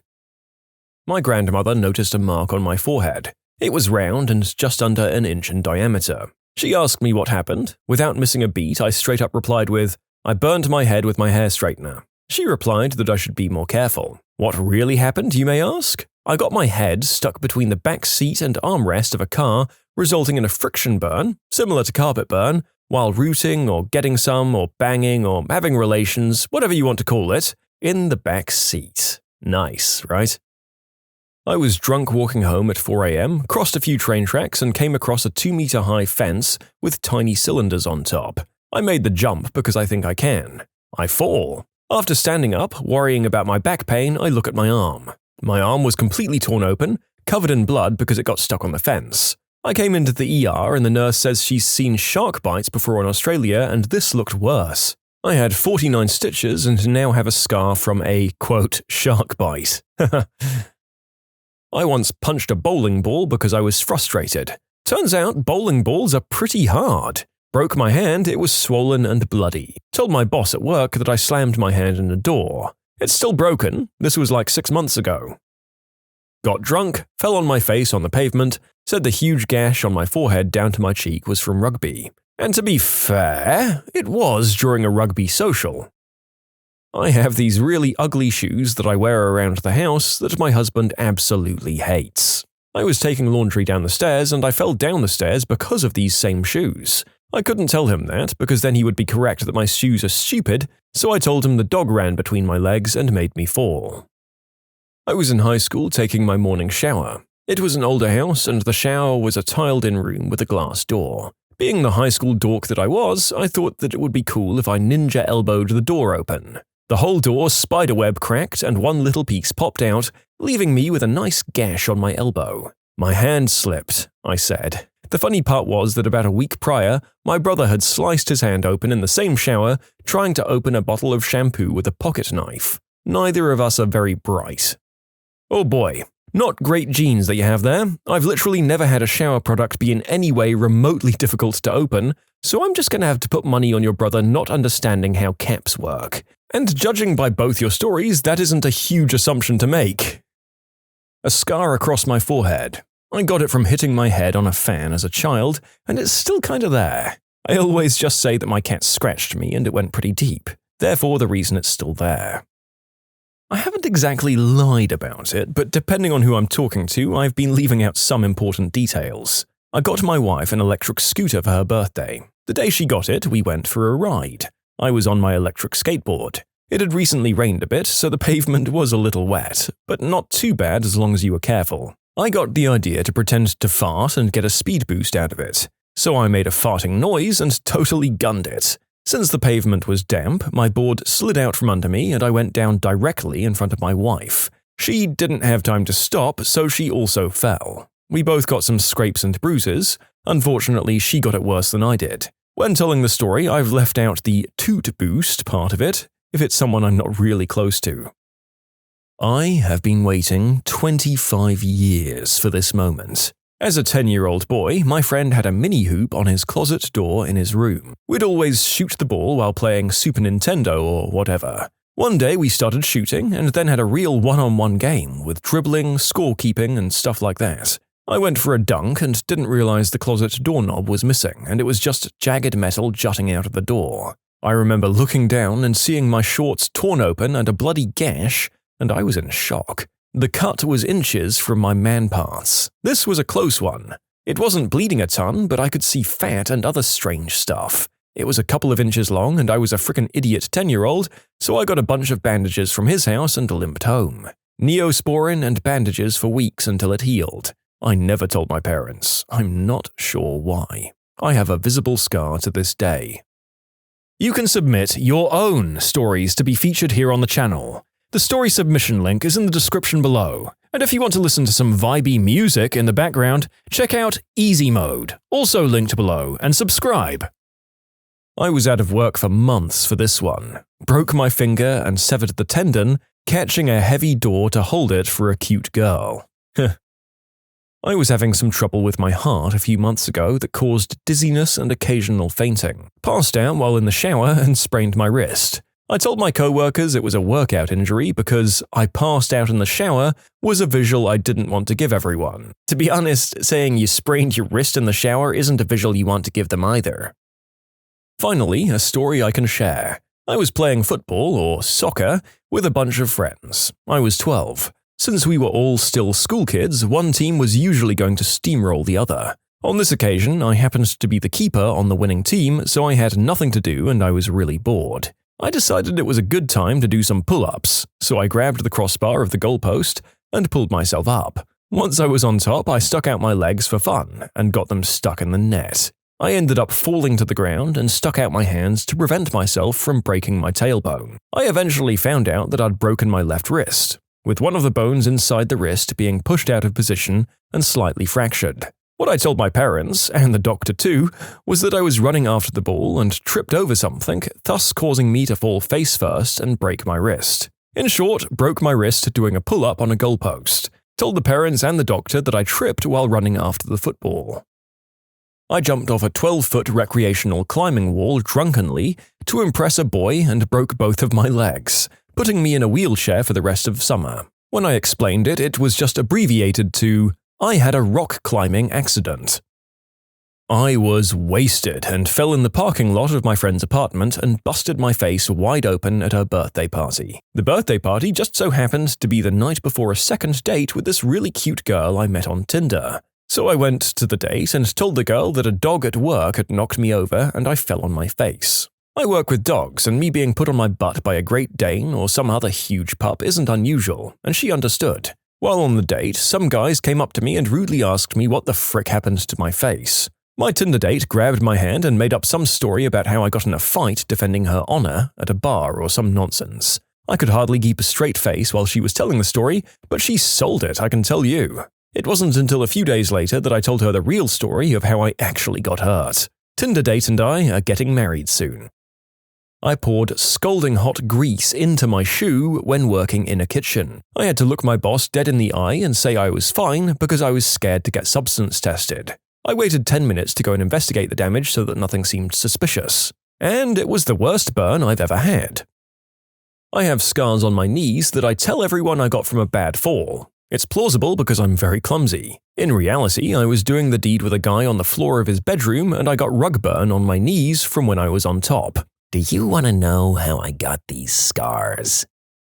I broke my eggplant once. Look, I was tired, practically asleep, I was about to jump on my bed to go to sleep, and I missed somehow. I landed on the floor with a chub. It hurt like a motherfricker. I just said I got mugged and hit with a bat. When I was younger, we dismantled one of those plastic football goals and reassembled it into a giant golf club. I was then swiftly hit in the face, causing my cheek to rip open. I had to tell my dad that somebody kicked the football too hard into my face because I didn't want to admit that I was beaten by a homemade plastic rod. I got a second-degree burn on my butt cheeks. My friends stupidly let it slip during a dinner with my mum. I had to quickly lie and say that I was taking a bath and that I didn't check the water, because every human gets into the bathtub butt first, right? I really got the injury from pouring oatmeal, which hadn't cooled down, into the back of a diaper I was wearing. Do I want to know? I'm trying to think of some kind of situation where this isn't a weird bedroom thing, and I'm honestly just coming up blank. Please, supply your theories as to why people are pouring hot porridge into a worn adult diaper, because I can't deal with this level of humanity on a Monday. I threw out my back sneezing. I told people I was moving something heavy because that was less stupid than the truth. Not me, but once I had a friend lie about how they broke their wrist. He was only about 16 at the time, but told everybody that he broke it by falling down the stairs. Turns out his mum walked in on him with his digits inside his partner, and he jerked his arm away in an awkward position, causing the break. An ex-boyfriend and I were once getting busy, and he was repeatedly slapping me in the face while throttling me.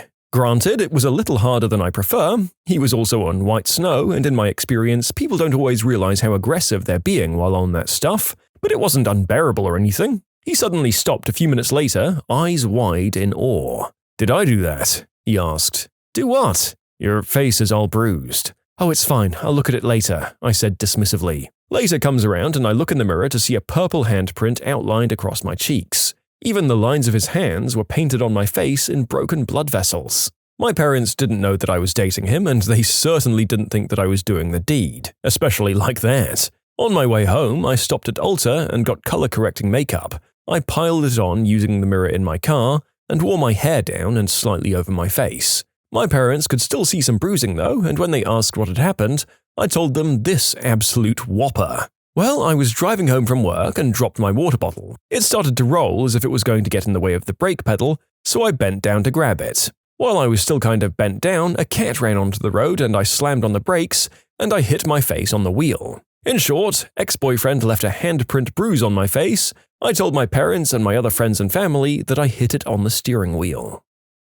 I broke my wrist in gym class playing kickball when I was 16 or 17. The grass was wet, and the girl on first base was a big and lazy girl, and I was in the shortstop position. So when I saw a kick go straight along the baseline, I knew what to expect. Girl didn't even bend down to try and stop it, just kind of waved one arm at her side. So I was running to try and get to it.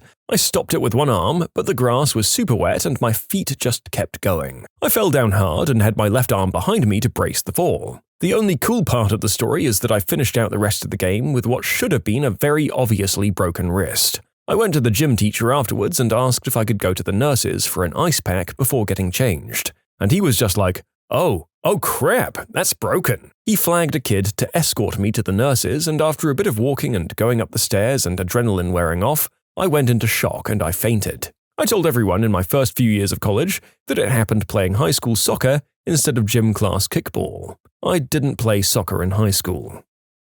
A friend of mine broke his member while rolling over with morning wood on the bed. He got his super hot girlfriend at the time to say that it happened during the deed. This was not the kind you could hide. He was laid up, legs spread open for a month and another 2 before he could walk again. It was 6 months before he was back to normal. His wife, the same girl, just married him. She later told us the truth during a Christmas drinking game. I once gave myself a black eye trying to move one of those heavy boxes or containers of cat litter. I leaned over to pick it up, and unbeknownst to me, it was actually empty instead of the full 35 pounds I was expecting. So I brought it up way faster than expected, and the corner of the container clocked me in the eye. Thankfully, my school and friends know that I'm fairly clumsy as it is, so they didn't even really bat an eye at it once I assured them that it was just clumsiness. A fun tidbit, I've lived in the same house since I was born, and I've fallen down the same stairs I literally learned how to stairs on over 25 times in my life. I'm 18, almost 19 now. In high school, I was just messing around with some friends in the parking lot after school, and I'd jumped off the back end of my friend's car while it was in motion. I landed on my foot really goofily. I either broke a bone in my foot or badly sprained it because I couldn't really walk on it. I didn't want my mum to get mad at me for being an idiot, so I wrapped it up every day for a few months to keep it straight and not hurting. The pain eventually went away, but it was a rough few months that I had to fake not having a limp. My mum never really questioned why I was wearing pants every day for the early summer months, so whatever. My trifluoroacetic acid scar that's about 6 inches by 4 inches on my left forearm isn't a lab accident, as I tell people. I used the acid to cover my self-inflicted scars, which were prolific and noticeable. I got the idea from the hot iron scene in the movie Rush, where Jason Patrick burns off his needle marks. This scar is still incredibly obvious, but it's easily explained away. I never admitted that to anyone. I did it in 1995. I got super mad, and in my stupidity, I punched a wall and broke my hand along with snapping all the tendons in the pinky side of the same hand. To avoid disappointed stares and judging looks, I just said I dropped some furniture on it. What went down in cringe history as the worst date you've ever been on? It wasn't necessarily the date, which was bad on its own, but the fact that she hung out in my parking lot for 2 hours after she dropped me off in case I changed my mind about doing something after dinner. Ugh. Back in college, I was invited to an ice rink with a girl that I liked and some of her friends. I didn't know how to ice skate and I didn't pick it up very quickly, but I wanted to try and impress her somehow. Well, I hugged the wall the whole time and made a complete fool of myself. The highlight was when I saw a flash of light as I fell in front of a group of people. Turns out I'd fallen right at the moment someone else took a picture, so my failure was immortalized forever. This girl took me back to my apartment and ended the relationship before it began. On a lighter note, the woman who is now my wife was at that ice rink on that one night. We didn't realize we were there the same time until a year or two into our relationship, she exclaimed, "You were that guy who couldn't ice skate." Yeah, she didn't seem that into you. He was more than 3 hours late, and he was texting me telling me that he was 20 minutes away for 2 of those hours. As soon as he arrived, he tried to tell me to leave the part of the dive bar I'd already paid into so that we could go where he wanted, tried to start a fight with a friend that I'd happened to run into, and called my aunt, who had talked me into going out with him in the first place, a groin-blocking B-word. I just walked away from him after that last one, and we never spoke again. I waited that long for him at the venue because I liked the bands that were playing. I wouldn't have stayed if I was sitting around doing nothing. He got there just before the last band finished, but I'd had about enough of him by then, because he had been telling me that he was on the train in the same place for 2 hours.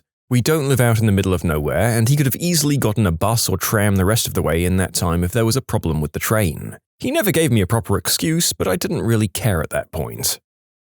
The guy told me he had just recently got out of a long-term relationship, so he wasn't looking for a commitment, but asked me if he could be my maintenance man as he stroked himself through his jeans.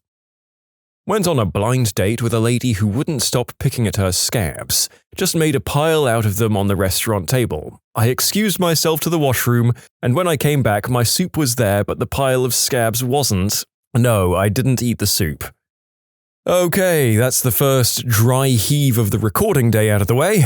Interesting that you can almost guarantee these gag moments in medical or restaurant videos, but it's a real 50-50 shot when you get to the dating ones. Let's see if there are any more challenges to the sanctity of my stomach ahead. I went out with a guy that my roommate set me up with a few years ago. First, he was vocally irritated that I wore heels because it made him less taller than me. Note that he was still taller than me by a few inches, but was just less taller. Dinner went all right, although we didn't have a whole lot in common. After dinner, we met back up with my roommate and her boyfriend, and we all went to a house party of their friends. I basically knew nobody there. At the party, my date's somewhat recent ex-girlfriend was there, and to summarize, she called me a working girl, spilled my drink on me, threatened to fight me, told me she gave him herpes, left, came back an hour looking for me, hugged me, grabbed my butt, apologized, and told me that I was hot. So I guess it went pretty well by the end of the night. One time I went on an OkCupid date and everything was normal right up until the end. She was a cute, blonde girl that liked some of the things I liked. We seemed to make each other laugh via OkCupid, so I asked her if she wanted to meet. And she said, sure. We met up at the Elephant and Castle in San Francisco. It's a popular bar and has enough room to have private conversations. I was kind of nervous and didn't want to drink because I was on medication, but she called me out, so I ordered what she ordered, a pear cider. We went upstairs and nervously talked. At first it was awkward, but we both seemed to loosen up quickly. She had a darker sense of humor than I expected, bringing up topics like burned bodies discovered on the side of the road and making jokes. I'm into it and I played along too. Everything seemed completely fine and normal, and I start maybe even to like her, and she touches me playfully, and it just seemed completely normal and easy. Then suddenly, without anything weird being said or anything happening, no phone call or emotion or reaction, she just gets up and walks away rapidly. I was so confused by the suddenness, I thought maybe I'd missed something she had said, and I followed her through the crowded bar as she increased her speed. She never looked back at me or anything, she just kept going for the door. I thought maybe she was having a panic attack or something like that, but when we got outside, she was completely fine. She kept walking away at top speed when I finally said, "Hey, wait a moment." She turned around with this look on her face like she didn't even know who I was and said, "Yes?" I was like, so that was so sudden. I just wanted to say goodbye. Maybe we can shake hands or something?" I didn't really know what to say, and I tried to make a joke thinking about the least intimate greeting. She said, "Why?" as she stuck out her hand and put it in mine awkwardly. Then she turned around and hightailed it out of there. I took a minute and looked at her walking away and tried to retrace my steps of what we'd said and done, and tried thinking of why she had reacted like that. I felt like I must be the crappiest person ever. What I didn't notice while thinking was that there was this huge crowd of people smoking outside the bar. It must have been 50 people just all around the bar, and we'd been standing right in the center of them. I didn't notice at first, but after she left they all started cracking jokes about me. Like tons and tons of jokes, and it was like suddenly I could hear them. So I looked around me, kind of wondering what was happening until I recognized that these jokes were all about me. Finally, one very tall guy smoking a clove shouted loudly, "Ah, crap, Romeo, you screwed that crap right up. Look at how fast that B-word is walking away." Everyone just erupted in laughter. I was so double-stunned that I just kind of walked away slowly towards the BART station. As I walked, I heard the same voice yell, "Ah, crap, did I hurt that guy's feelings? Sorry, brother." That's not the worst date I've been on, but it is the one that I think a lot of in the shower when I feel depressed. We spent most of the date going shopping for clothes for another date she had later that week. It was kind of funny seeing as how she was the one that asked me out. Oh, I've got a couple. I met a guy from OkCupid. He knowingly used pictures that didn't accurately reflect the way he looked and kept saying, "You look just like your pics," in shock. He then told me that I reminded him of his mother, like that was a good thing. Met another guy from OKC. He seemed nice, but never stopped talking. After interrupting me for the third or fourth time, I finally asked him, "Do you want to hear anything I have to say?" And he apologizes profusely and says, "You're right, I'm so sorry," and he pulls out a pad of paper and a pen. He then jots notes as I'm telling him about myself and whatnot. I finally ask him what he's doing, and he says, "Oh, I'm writing down things I want to tell you when it's my turn to talk again." I did end up giving him a second chance. He said he'd just been nervous that first time. But on our second date, he had burned me a CD of his favorite music, after I'd already told him I don't really listen that much to music, and he had written hundreds of decimals of pi out on the makeshift CD cover. I also hate math. He didn't really listen to anything I had to say, so I let him down easy. I went on a Tinder date with a guy who is now in my contacts as "Do Not Answer Eggplant Pic." Prior to the date, he seemed normal. We texted and talked on the phone, and then arranged to meet at a restaurant and bar. He was cute, but definitely bitter about something. He was from California, and apparently didn't like this new city we were in. He started talking about bedroom stuff and down-under kisses, and then complaining about how uptight everyone here is about doing the deed. He invited the waitress to a party his company was throwing, after sending back the French fries he had ordered. I showed him a picture of my dog on my phone, and he took out his phone and showed me a picture of his eggplant. We walked out of the restaurant together to get our cars from the valet. My car came first and I left. He texted me later that he had my sweater, apparently I'd dropped it on the way out, and if I wanted to see it again, I'd have to hang out with him. Rest in peace, sweater. Yep, it would have had to be a pretty expensive piece of clothing to justify risking that meetup, and it would have had to be in a public place, right? Honestly, I'm amazed you kept the meetup going as long as you did.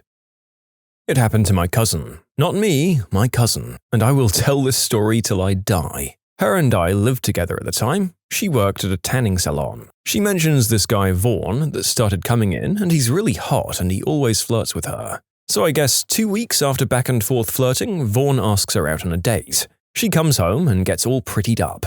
I wished her luck, told her to please call me if she decides to stay over so that I know she's okay. She's a few years younger than me and I have no idea who this guy is, so anyways, she ends up calling me about 5 hours later. Hysterical, bawling her eyes out. I couldn't understand a word. All I can make out is, "I'm in the hospital, my car is at blah blah blah address. Please go get it and then come pick me up." So my boyfriend and I go in to get her car. We drop it off at her house, and then my boyfriend decides to pick up a couple of buddies of his along the way because it sounds like somebody needed a butt kicking. We've got no idea what was going on. We get to the hospital and she's outside shivering. A man is standing near her but not beside her. He looks worried and she looks like hell. She jumps in the car and screams, "Just drive!" Me being mad as F, I say to the guy, "Are you Vaughn?" He looks like he's going to cry at any second.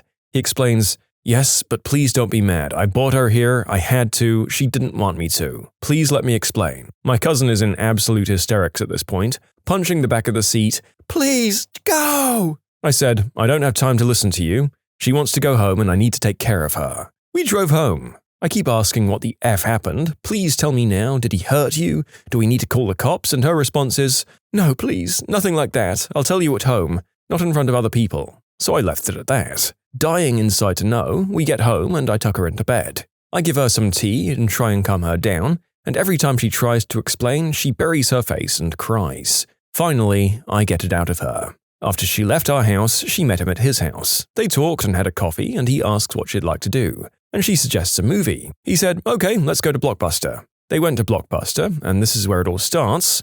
They pick their movie and head to the cashier. She remembers saying she doesn't feel so good, and then immediately her memory goes forward to waking up on the floor. Vaughn tells her that she'd passed out and hit her head pretty hard on the counter. She said he was begging her to go to the hospital right then and there. And she said, "No, I'll be fine. Let's just go home and watch the movie." He agrees. They go back to his place. He keeps asking if she's alright, if she'd please change her mind and go to the hospital. She says no over and over. She doesn't remember falling asleep, but she guessed that's what happened because suddenly she wakes up urgently needing to crap and hurl. She has no idea of the layout of this guy's house, so she scrambles to the floor, feeling dizzy again, starts crawling, literally, and asking where the washroom is. He tries picking her up to take her, but she said she couldn't hold back and throws up all over the place, all over him, craps her pants, and starts crying. She said he was so concerned, he didn't even care, he just took her to the bathroom to finish. While they made it to the bathroom, she said she pulled down her pants before she made it to the toilet and goes like a parrot all over the walls.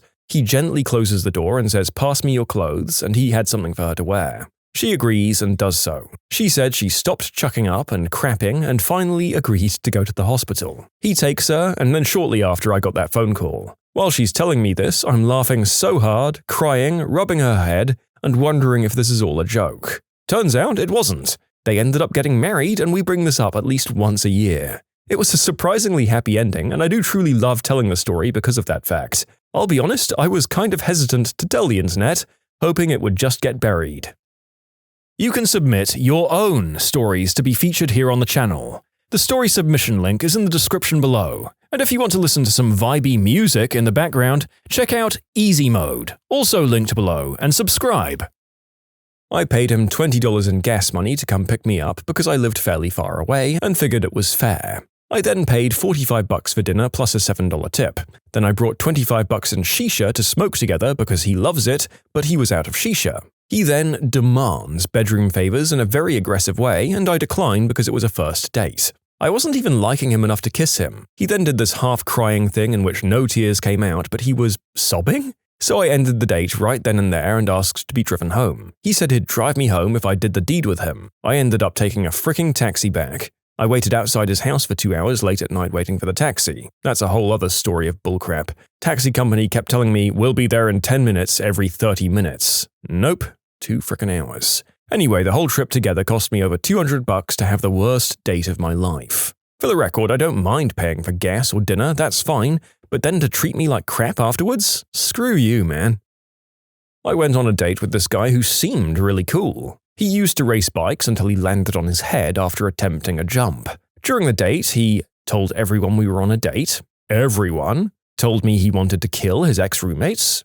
asked the waitress to make the date more romantic, so she brought out a giant ice cream sundae meant for 2 people to share, and he ate it all by himself and spilled the ice cream all over his t-shirt in the process. He bragged about beating the world record for that motorbike jump on which he landed on his head. Then he kept asking me if I was a gold digger because he makes tons of money and needs to protect himself. Demanded separate bills. No big deal there, I guess. Then all 4 of his credit cards were declined. He asked me if I didn't mind paying and he'd get it next time. Not that there would ever be a next time from my perspective. He told everyone that the date went splendidly. Then gave me stickers to his welding company as a thank you for paying since his credit cards must have had some kind of error. I mean, maybe the whole falling on his head thing goes a long way towards explaining all of the rest. Apart from the word splendidly, that just means that he's a 1900s landed gentry of some sort. Probably why they disowned him after he got into the vulgar sport of bike racing. I went out for dinner and a movie with a guy, tried to chip in money at both, but he insisted that he'd cover it all. At the end of the night, we were sitting in his car in the parking lot of the restaurant we had just eaten at, and he asks for a down-under kiss, saying, I mean, I bought you dinner and took you to a movie. It's the least you can do. Thankfully, I lived nearby. I hopped out and walked home. Blind date. He suggested this swanky French restaurant that he said he loved, which thrilled me to my marrow, as I love French food and wine. When we got to our table, I picked up the wine list, and he looked at me with this contemptuous look and said, I don't drink. So, feeling judged, I ordered water. He then said we should split an entree because the prices here are ridiculous. And I'm thinking, now wait a minute, you picked this place and you said it was your favorite, meaning you knew damn well what the price point was, and if you can't afford it, why didn't we go somewhere else instead? And obviously, I was planning on paying half the check. I don't ever assume a date is going to pay for me, and we'd even joked about that during the phone call a few days previously. So he knew I didn't expect him to pay for me, and I was like, hungry. But I just shrugged. He told me to pick 3 things that sounded good and we'd share one. So I told him my 3 choices, and when the server came back, he ordered the cheapest thing on the menu, which wasn't even one of the things I'd selected. We shared our tiny meal and split the check, $12 each, and the conversation was stilted and awkward. He answered all of my questions with one-word answers. Eventually, I felt like I was just interrogating him, and we sat there in silence. Afterwards, he asked if I wanted to go see some live music at a jazz bar down the road. Thinking optimistically, I agreed. But when we got to the club and he found out there was a $5 cover, he told me we should skip it. Then he said, I mean, do you really have to do something else, or can we just call it a night? As though I'd been all high maintenance and demanding. This an hour after I arrived, and I'd driven almost 2 hours to get there. We parted ways and I went off to go dancing with friends instead. So obviously, the dude was flat broke, which I'm not going to hold against anyone. I mean, I've so been there. But if you can't afford a date, maybe you shouldn't. Or just go to Chili's. Chili's would have been fine.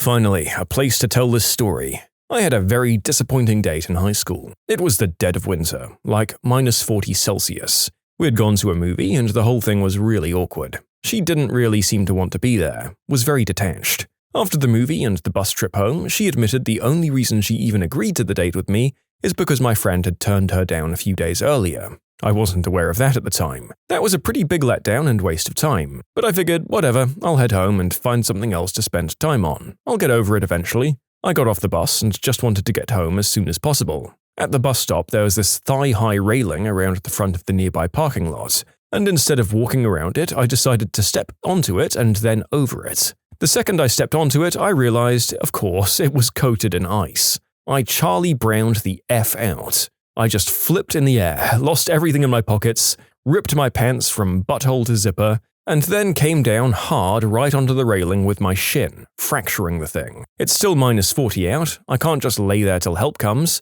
so I fish around in the snow, grab my stuff, try to stuff my testes back into my pants, and stagger back home. In short, it's not me, it's you, limped home with my family jewels in the wind.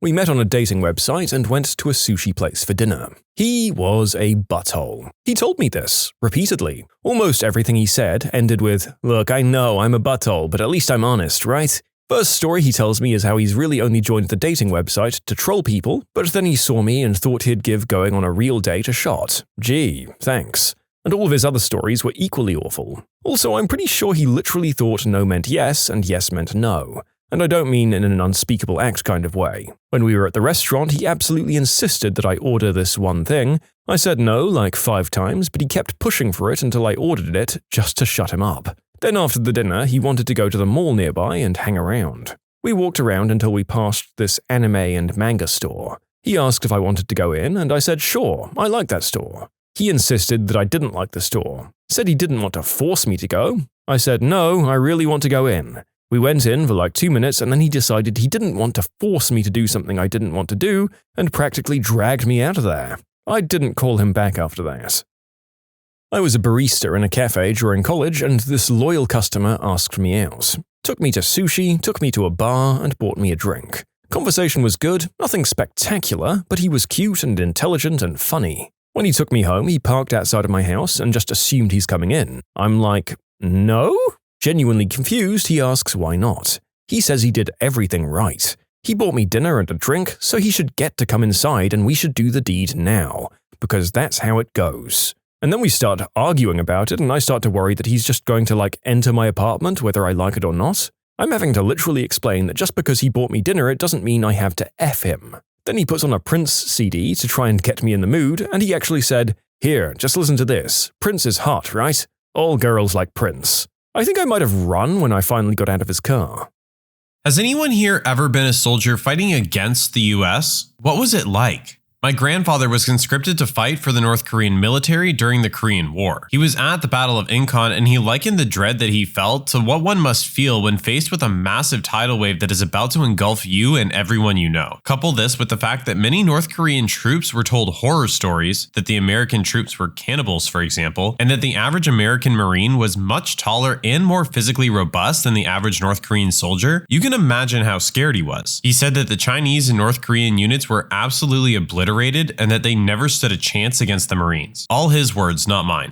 My uncle, who I'll be seeing in a week for Thanksgiving, was there. He's 86 now. He still will not talk about it. His kids did not know he was in Korea until they were in their mid to late 20s. I remember when I was little, he would mow the lawn without a shirt, and I could see the scars on his abdomen. When I asked about them, he said they were from having his appendix taken out. Clearly not the case as an adult looking back on it. To this day, he is a staunch pacifist. This is much akin to the horror stories told in Japan after America dropped the atomic bombs, that American troops were savages who were going to come into Japan and rape all the women. That is why there was such a high suicide rate in Japan in the months after the war. Terrifying stuff. This is true. My grandfather tells me stories about Korea. He's a US Marine. He tells me about how easy it was to just mow through any resistance ever. I condensed this part. The only thing he said that ever scared him over there was waking to an earthquake. I was just a 7-year-old kid when my parents were watching CNN/BBC while I was playing video games. It was about some army jets taking off during the night. My dad turned to me and said something along the lines of, "It's begun, get to the basement now." Sometime later, the first explosions could be heard. The NATO/US bombing of Serbia in '99 had started. I remember spending time in the basement with other residents. I remember how the building shook when the bombs exploded. The fear of what was coming after the sirens went off. They destroyed all 3 bridges across the Danube in my city, cutting us off from a part of our family. One day, a bomb hit the refinery so we couldn't stay in the basements anymore because of the CO2. Then, a bomb hit about 100 meters from our building and shrapnel went through the blinds and windows and embedded itself in the opposite wall of our neighbor's flat. That was when we decided to move somewhere else where the Americans had nothing to aim for. A smaller town. We were safer there, but we could still hear the jets flying above us and bombs going off in the distance. When someone shot down the F-117 stealth jet, it was a huge hell yeah moment for Serbia. That's my short story of surviving a war versus USA. Edit, I forgot to mention they were supposedly only bombing tactical targets. One of my professors was an undergrad in Serbia during the war. A major government building in Belgrade was hit and the whole house shook violently like an earthquake. It was a very old stone building that collapsed. It was crazy. Her and a professor of hers tried to spend the time, the university got bombed a few times, trying to make some rudimentary communication device that the Serbian soldiers could use. That's really crazy.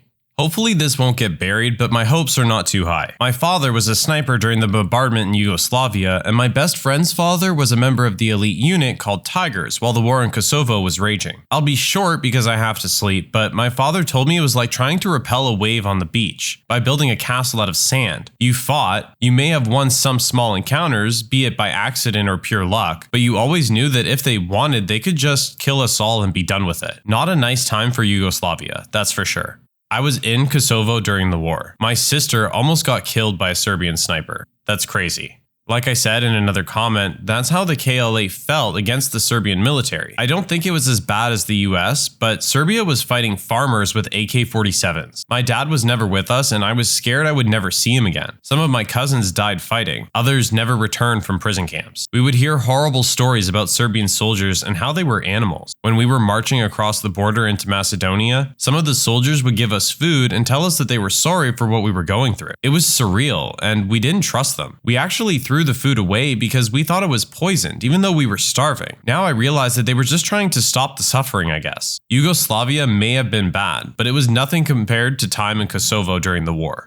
My great uncle fought on the German side of World War II. He fought all over the place: Africa, Italy, a small stint in Russia, and he defended France from the D-Day invasion. He was later able to move to the United States as a war refugee. He said that all of his officers would constantly tell him, when you're fighting the Americans, you must think of the least probable way they will attack you, because that will be the way that they attack you. He also said that when you were fighting Americans, more so than any other country's army he fought, you had to have eyes on the back of your head. Thank you for sharing. I always find it more than impressive to hear of soldiers who fought on more than one front in World War II. Sebastian Junger very briefly touches on this in War. He writes at length about how incredibly terrifying and physically transforming it is to be in combat for American soldiers. Given all that, Junger then asks one of the American soldiers what it must be like for a Taliban combatant to face off against an Apache helicopter, and the soldier pretty much just shudders. I remember watching a documentary where some Dutch, journalist joins the Taliban to film what it's like for them for like 3 months. Can't recall the name at the moment. At one point, the unit he's with gets information that their commander's position has been compromised and has to move to another location. It's briefly mentioned that the Taliban are used to attacks by drones, etc. However, the commander is seen to be visibly worried because it might be an AC-130. Edit: the name of the documentary is Taliban Behind the Masks, thanks to AdminAct for finding it. The part which I am talking about is at 23 minutes onward.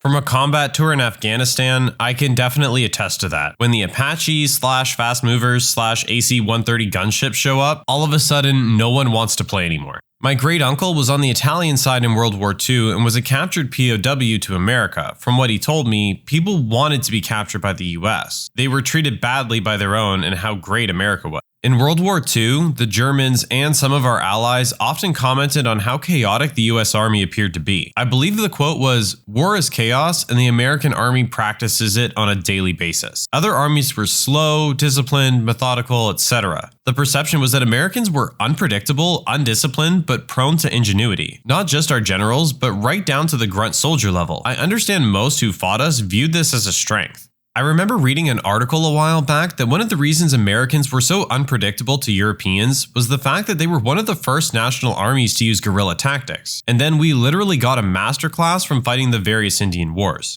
Gonna be buried, but oh well. My dad was an anti-aircraft gunner in Hanoi during the Vietnam War. He still wakes up screaming in the middle of the night. Quite often, really. My dad did basic training in Vietnam before he managed to escape, but as a kid, I remember him telling me stories about how messed up everything was during wartime. He was in his 20s when it was all going down, but he remembers walking through a field with his friends, and in a split second, several of them blew up from a landmine. Another story he told me that sticks with me to this day was when some of his friends were out drinking the night before they were supposed to enlist. Sitting around a table, completely hammered, singing songs and trying to forget about the terrible things they may have to encounter, one of the friends dropped a grenade underneath and ended it all before the hell even began.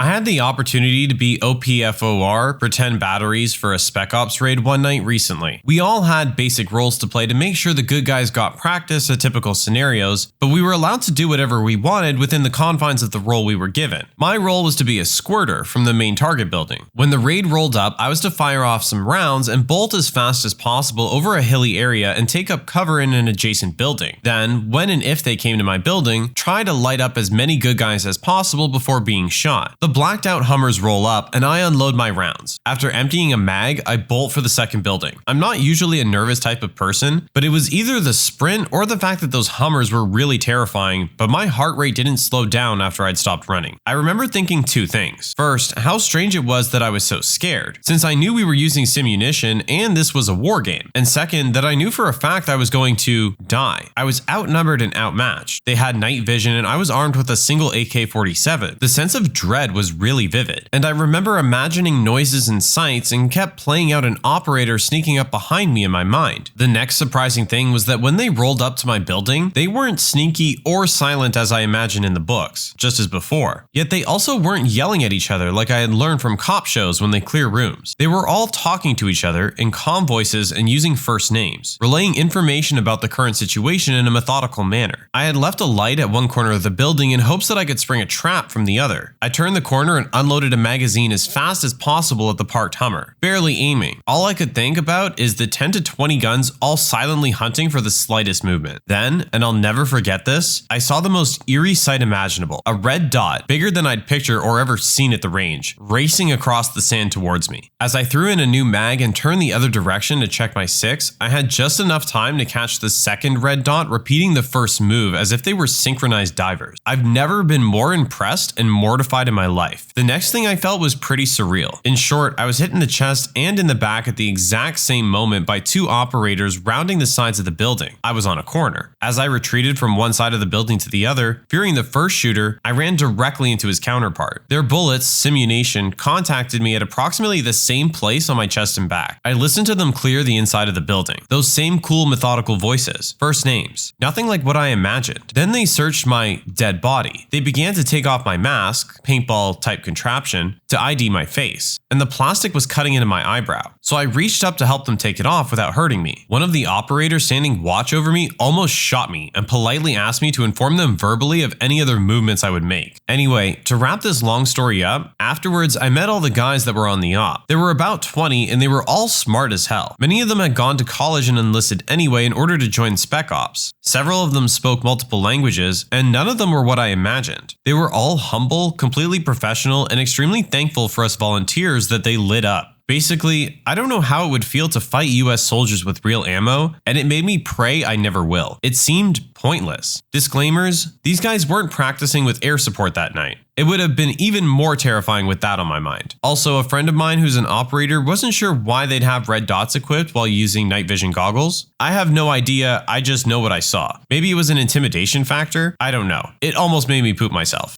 You don't really wear night vision goggles to move around. Navigating stairs and other rough terrain, you want full field of view and true depth perception. Granted, I've only had really limited experience using them on exercises. Maybe special forces types wear them so much they can function with no depth perception and a tiny field of view. And the red dot's great for snap shooting with or without MVGs anyway. I'm military, but not in a trade that uses either of these. I just turn a screwdriver and explain to the guys who bring busted stuff in why using the radio to hammer tent pegs is a bad idea. While I cannot speak from experience, I'm an American, I can relay something my father mentioned to me a few years ago. He was a Marine during the conflict in Grenada, and he was also active during the first Gulf War. He has never gone into great detail about his combat history, and frankly, I wouldn't want to have him rewalk those moments. But he did mention one time how you can see a man's fear before you see him. Kind of cryptic, I know, but that one statement says a lot. He mentioned how you could hear them yelling and that the yells were not the confident kind. He meant that these men knew they were about to fight Americans, and all their fancy toys and extreme training. They knew that the Marines were coming to kill them. My dad always told me that one of the greatest weapons our military has is the image that we conjure in the minds of our enemies. While it is one thing to fight someone who you feel is an equal or lesser match to you, it's a completely different scenario to fight someone who you truly feel is a monstrous force of war. I can't speak for the other branches strictly because I don't have a close personal relationship with someone who's enlisted and I have never enlisted. However, I can tell you that my father and all of his Marine buddies are absolutely vicious if prodded in an aggressive situation.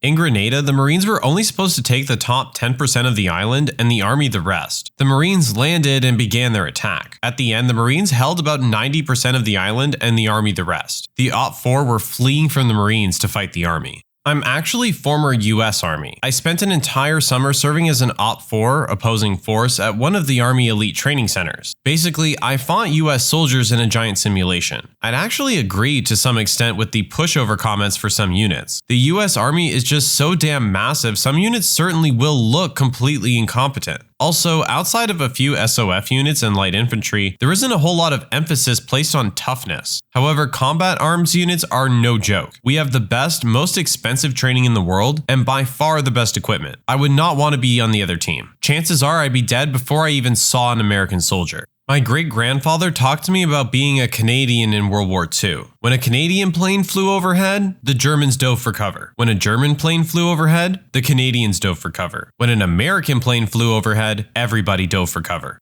This will probably be buried, but my great-uncle fought for the Germans in the Battle of Normandy. He said that they were told that the Allies were being pushed back into the sea and that any Allies they saw were most likely small units that had slipped by. A few days later, my great-uncle woke up to find a regiment of Americans camped within sight of the farmhouse they were in. Him and his squad surrendered. I have a girlfriend from Iraq who had brothers in the Iraq army. They defected pretty quick and live here now, but they tell me how insane the American arsenal was. While Iraq soldiers' main method of transport was pickup trucks, motorbikes, and bicycles, the Americans were transporting people in armored personnel carriers that were impossible to damage. Also tells me that the quality of training was noticeable, as you would never see the Americans, you would just be shot because they knew how to move from cover to cover and remain undetected. Her brothers never killed anyone. They defected once troops entered the country. They were only 16 at the time.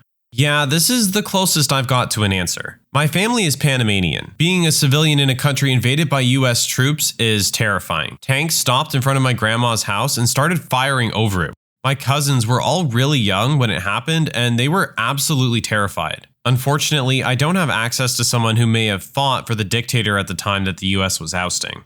From Iraq here. My father fought on the defensive lines in Iraq during the Gulf War, when the West forces entered Iraq. He said it was very scary to have planes fly over. You do not see them when they're coming because they're very fast, so damage and death happens with no warning. Planes were followed by soldiers, but he did not get close to them. He said everyone knew the fighting was pointless because Saddam was not a good leader, and he thought he was. Saddam thought he could fight back, but UN had better leaders and more tools. My father told me it was like fighting a bad disease because you don't know what you're fighting and you don't know how to fight it.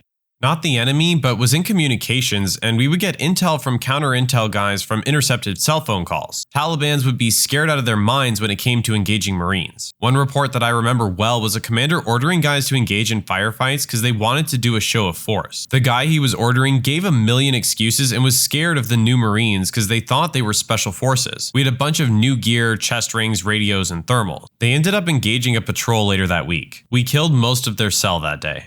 My great-uncle flew A6M0 Zeke fighter aircraft for the Japanese Imperial Navy. He survived one attack on an American carrier task force but was wounded and relegated to light duty in China. He described the first time seeing the US fleet circa 1944 as both awe-inspiring and extremely disheartening, simply the futility of trying to fight the US. I actually gave a talk on this topic today. Not just the US, but basically on the losing side. I suppose I'd sum it up. The winners write history. I guess the end result of facing an army like the US, a technological monster, is you're not going to be the one writing that history book. Currently in Berlin, and I just get my group, Australia, US, Canada, etc., to imagine no war memorials in their town, no Veterans Day, no Anzac Day, no parades, no walls listing the dead, and then I remind them for a large portion of soldiers here during World War I and II, it wasn't they were evil. It was they were, in their minds, fighting for their home the same as our grandfathers and great-grandfathers. We get to remember our dead soldiers, to raise them up as heroes. Those that lose don't. It's a strange but powerful thing to be allowed to remember. What red flags should people look out for when they go out to eat at restaurants?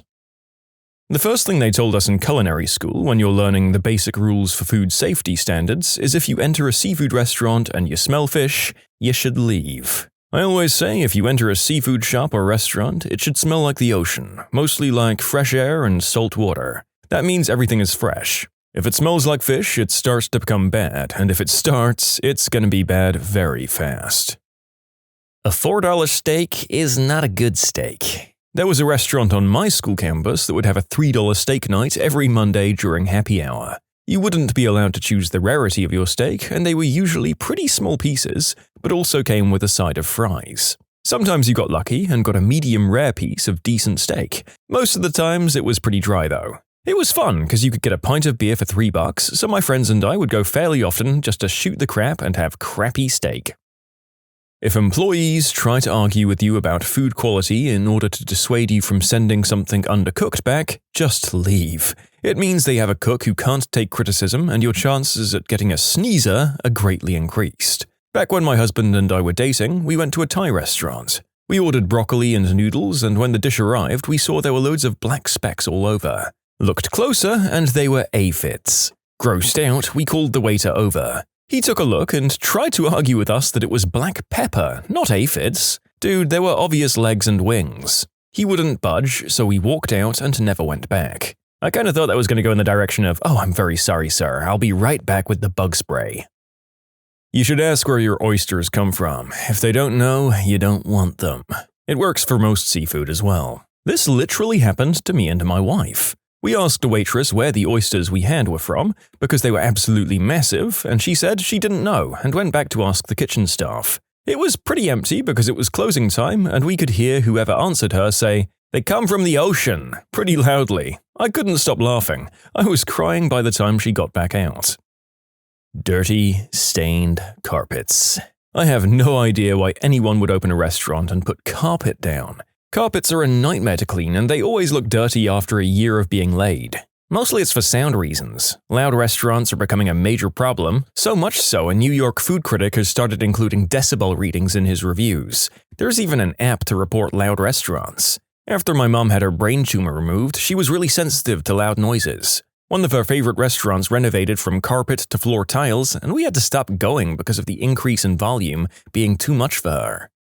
I had not considered this aspect. With the anti-carpet rhetoric that's so prevalent in most places today, we seem to have forgotten one of the key reasons people like to put them in the first place. Still, those things are monsters to clean. I hated our one-carpeted room in my first cafe job.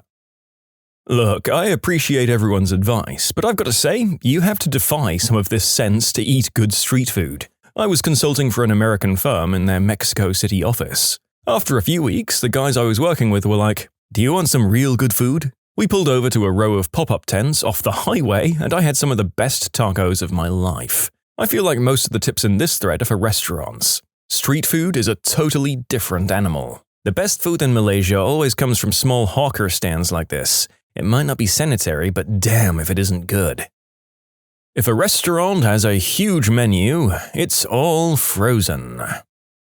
Pastry chef here. As much as people say you should avoid the specials, I can't speak for everyone, but at least in desserts or breakfast pastries, if you see something new, it is worth trying. Chances are it's something the chef has been working on for weeks on their own time, and there's probably a lot of love and effort put into it. Also, stand by if the menu is a book, it's probably not great. The biggest thing to keep an eye on though, in my opinion, is the staff. If there's angry people, get out as fast as you can, obviously. If everyone's kind of apathetic and not talking to each other much, get out. That's also a crappy environment. Everyone's probably really passive-aggressive, and that is going to show in the food. If people seem genuinely good with being there, even if it's busy or if there's a playful ragging going on, that's where you want to be. The better the staff gets along, the better everything in the place runs.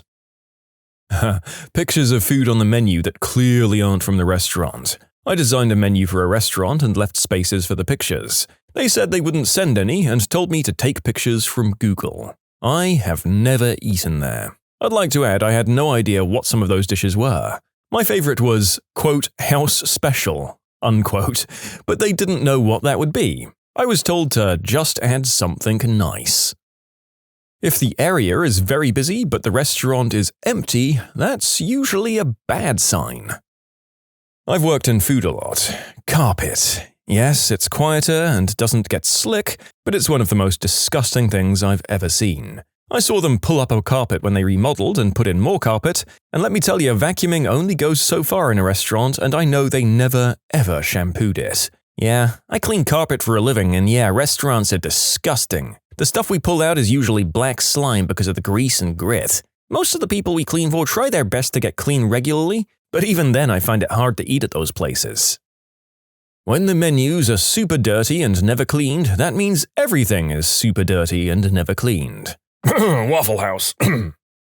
Cook for a small Mexican restaurant here. I always look for how the staff interact with each other. If they all seem to enjoy being there and coordinate well, more often than not it's because everything is running smoothly and they have a good system, which usually means they know what they're doing and you can expect good food. That's how it always is for the smaller family-run restaurants I frequent anyway, which I always believe have the best food. I used to work at a locally popular deli. No chefs or anything. However, the whole staff ended up really clicking and integrating into our larger friend circles. That place won Best of awards every year because I think our friendships and looking forward to going to work translated into pride and craftsmanship, or whatever you call fancy sandwich making. I visited again years later for nostalgia purposes, and the food was mediocre at best.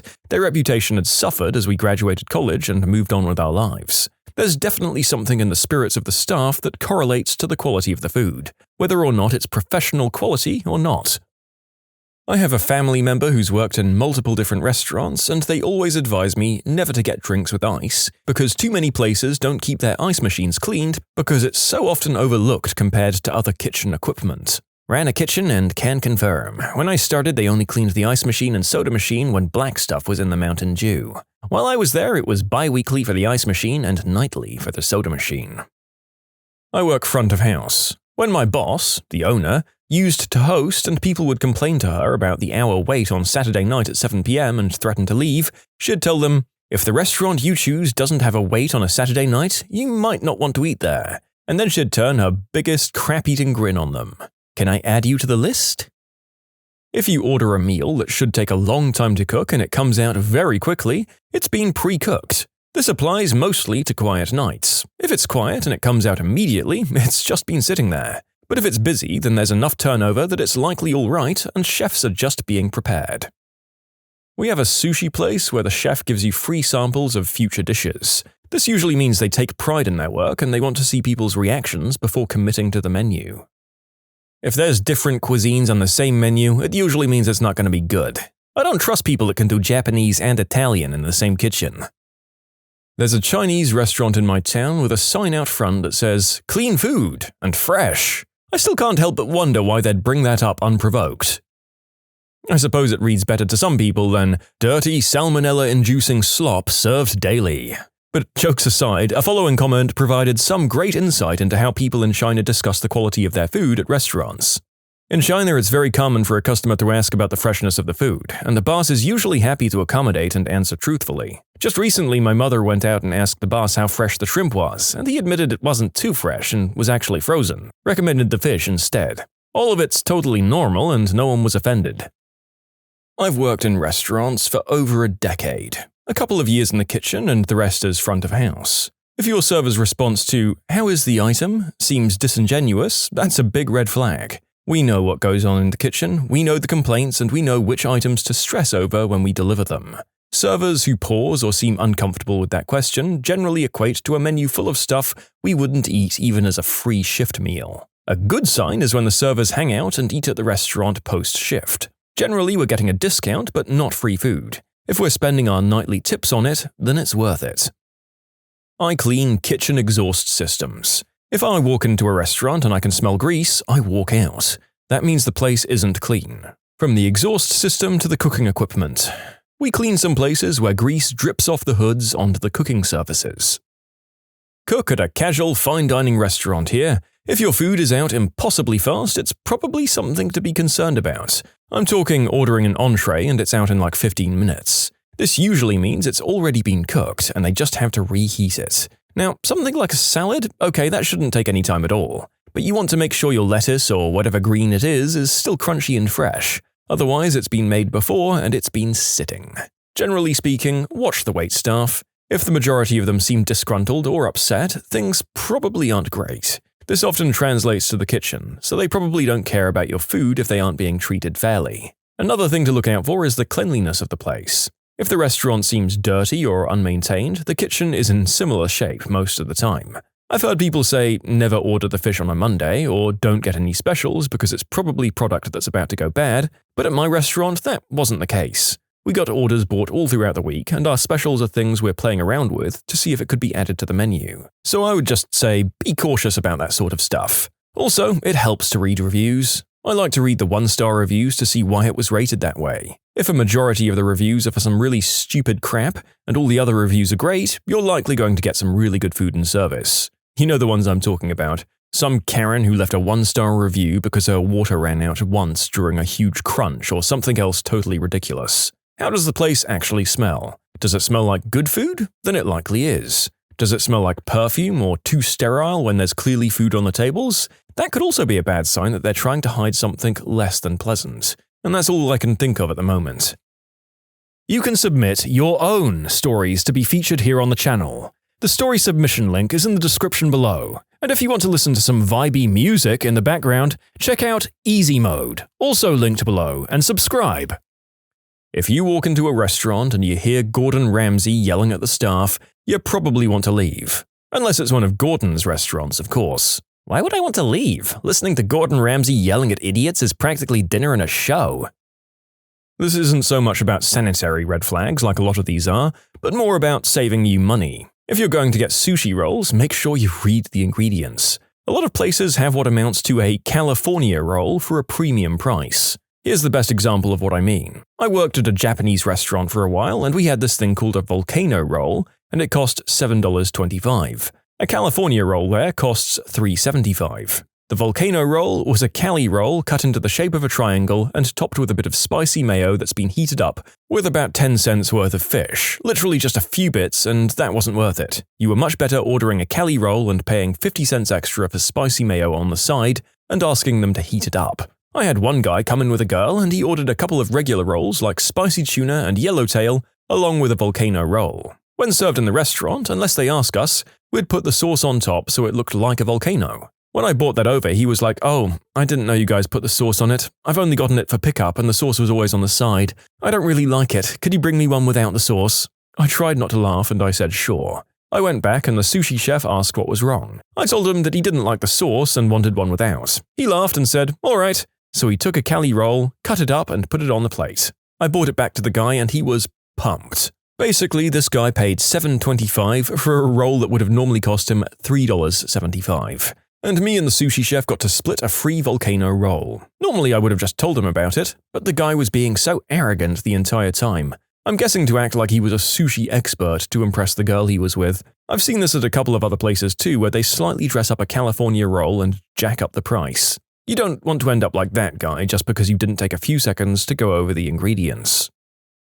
My grandfather was a long-haul trucker and always told me on road trips to look for the places where truckers congregate. They all talk to each other and they'll find the best places along the highways. It's worked for me so far. So in response, this is for greasy spoon places and I don't count gas stations. Also, this advice was given a few decades ago, so things have probably changed since. I still find pretty tasty, albeit likely unsanitary and artery-clogging food for myself this way though. Waitress here, if you see any food coming out that's messy and there's sauce all over the rim of the plate, it likely means that the chefs aren't putting much effort into their meals and they therefore won't be very good. All of the chefs at my work find it so important that everything is presented well, and I agree. So if they miss something, I'll check the plates and point it out, which they always appreciate as it reflects well on them. Businesses with a bunch of signs and specials out front. Lunch special, $4.99. Free appetizer from 5 to 8 p.m. weekdays. BOGO main course Wednesdays all day. That kind of thing. Usually means they're going under and they're trying to drum up business. Unless they're a chain. Also, when you see regular lunch and dinner restaurants that start to offer brunch. Number 1 brunch service is the worst. The chefs hate it, they're usually disgruntled. Number 2 brunch is a moneymaker. Companies charge over the top for thin pancakes, orange juice, and a splash of $4 champagne. Sudden brunch means the place is trying to make more money, charging double and using the chefs that don't want to be there. Reviews where the owner is arguing with the reviewer are a big red flag too. I saw an argument on Yelp where a lady complained her chopstick or something was moldy and gave them 1 star. While it was super unfair to give a 1-star review over something they didn't do, the owner got into it with her and they started fighting on Facebook. Owners that are willing to yell at people who are spending their money are likely to treat their staff the same or worse, meaning their employees are angry or the turnover is high and nobody is trained well. Yeah, I do just want to laser focus on one of the many good points this guy just made. Nobody in the history of restaurant work has ever enjoyed working brunch. That's barely an exaggeration. Cranky, hungover, uncaffeinated people who are possibly on the verge of running late to another commitment are just not fun to serve most of the time, especially when you're just a hungover server or chef yourself. But as a massive hypocrite, I also love eating brunch, so I'll keep perpetuating this restaurant hell. Blood on the vegetables. That's bad. If there are too many items on the menu. If you have 50 combo choices, man, you know half that stuff is frozen, old, or canned. Nothing is going to be great like an In-N-Out burger, it's all going to be meh at best. Stay away from buffet and salad bars. A lot of the time, it's the same stuff that just gets refilled over and over. Super gross.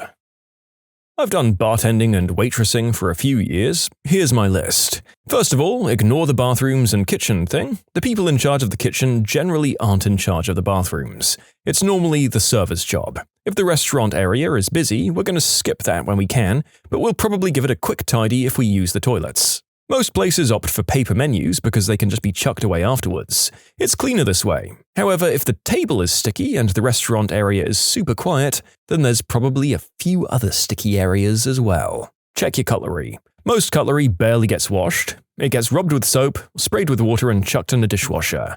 It's then meant to be polished with hot water when it's brought to the table area to set up. This is where we actually check it for leftover grime. If your cutlery is gross, chances are your waitstaff aren't doing their job properly. Don't order fish on Sundays. Most places get their fish deliveries on a Monday and on a Thursday. Fish goes off fairly quickly, and on a Sunday it's really not great. If your server has long hair and it's not tied up, check for food in your hair. Kitchens tend to have really strict rules on their staff, and you can rarely see them with their hair down and makeup on. If there's a hair in your food, it's probably from your waitress. If your hot food is out quickly, your chef was probably a microwave. If your server visibly has a cold and is still working, don't eat there. They're either not paying their staff enough to have days off, or they're forcing staff to work in conditions where they shouldn't be handling food. The kitchen staff probably get the same treatment and probably have the same illness. It's a good idea to avoid restaurants that sound like Snapple cheese. Remember, the special always looks and sounds great. It's most likely a leftover. Trying to get rid of it. Did it myself as a chef for years. Even if it is stuff that's about to go off, I find that specials are something that most of the time get extra love. The chef that's coming up with it will have some extra creative freedom to make something that they want to make and put in extra effort to make something delicious. That's from my experience anyways. I recently went to a newish barbecue place. I knew the moment I opened the menu it was going to be awful. The place had at least 120 things on the menu that ran the gamut from burgers to lobster thermidor. When you see that, you know it's going to be bad. It means they're trying to do everything rather than focusing on a smaller range of things that they're doing very well. And as I suspected, it was gross. Hair tied up. My God, I worked at a place in Colorado that encouraged waitresses to look date night ready, which meant hair down and fancy, lots of makeup, some cleave if you could manage it. I shed like a fricking dog. My hair was to my waist. Having that crap down while at work was stupid. Guess who rocked a ponytail every shift? Cockroaches lurking around the place. If you see one, there's bound to be more hiding somewhere else. Wow, this brings back the memories. When I was in college, I was working at a hibachi place as a hostess. I routinely had to casually reseat people because a cockroach was crawling up the grill when I went to turn it on. These people were paying $20 to $50 a plate to eat off roach grills. Also, they served sushi, so that's fun to think about. One thing that makes me keep driving past is a sign saying "under new management" or something similar. It means the business has already failed, at least once, and either a new owner has come in thinking they'll be able to cut corners better than the last owner, or it's the same owner trying to save face by saying someone new is in charge when there isn't really anyone. Steer clear of these places. Oh, and update. Look, I realize I've been overly harsh with my initial comment, and some of the replies had some good points about how these signs could actually lead to positive changes. I was definitely speaking from my own experiences from restaurants that have done this, and also ones that my friends have shared in the past. I still believe more often than not there won't be significant changes done to improve these places, and that while some people truly mean well, others are just trying to put lipstick on a pig. My wife trained as a chef, and I cooked in fine dining in college. A long menu is a red flag. If they have 40 different entrees, that means they're preparing a bunch of frozen ingredients, or they have the exact same entree rebranded as a different dish based on the sauce. Short menus tend to mean fresher ingredients. If it's an Italian place and they serve butter with their bread, it's not a huge red flag, but a really nice, authentic place serves bread with oil and vinegar. Reading these made me realize that the 24-hour diner up the street has every red flag ever, but I don't care because they have the best omelets and the best patty melts, and I can get both together for under $10, plus the waitress will tell me how much her coworkers suck, so I get a little entertainment too. When you subscribe, make sure to hit the bell to turn on notifications. Put the playlist on in the background to finish listening to all the stories, or if you want some vibey music to put on in the background, check out easymode.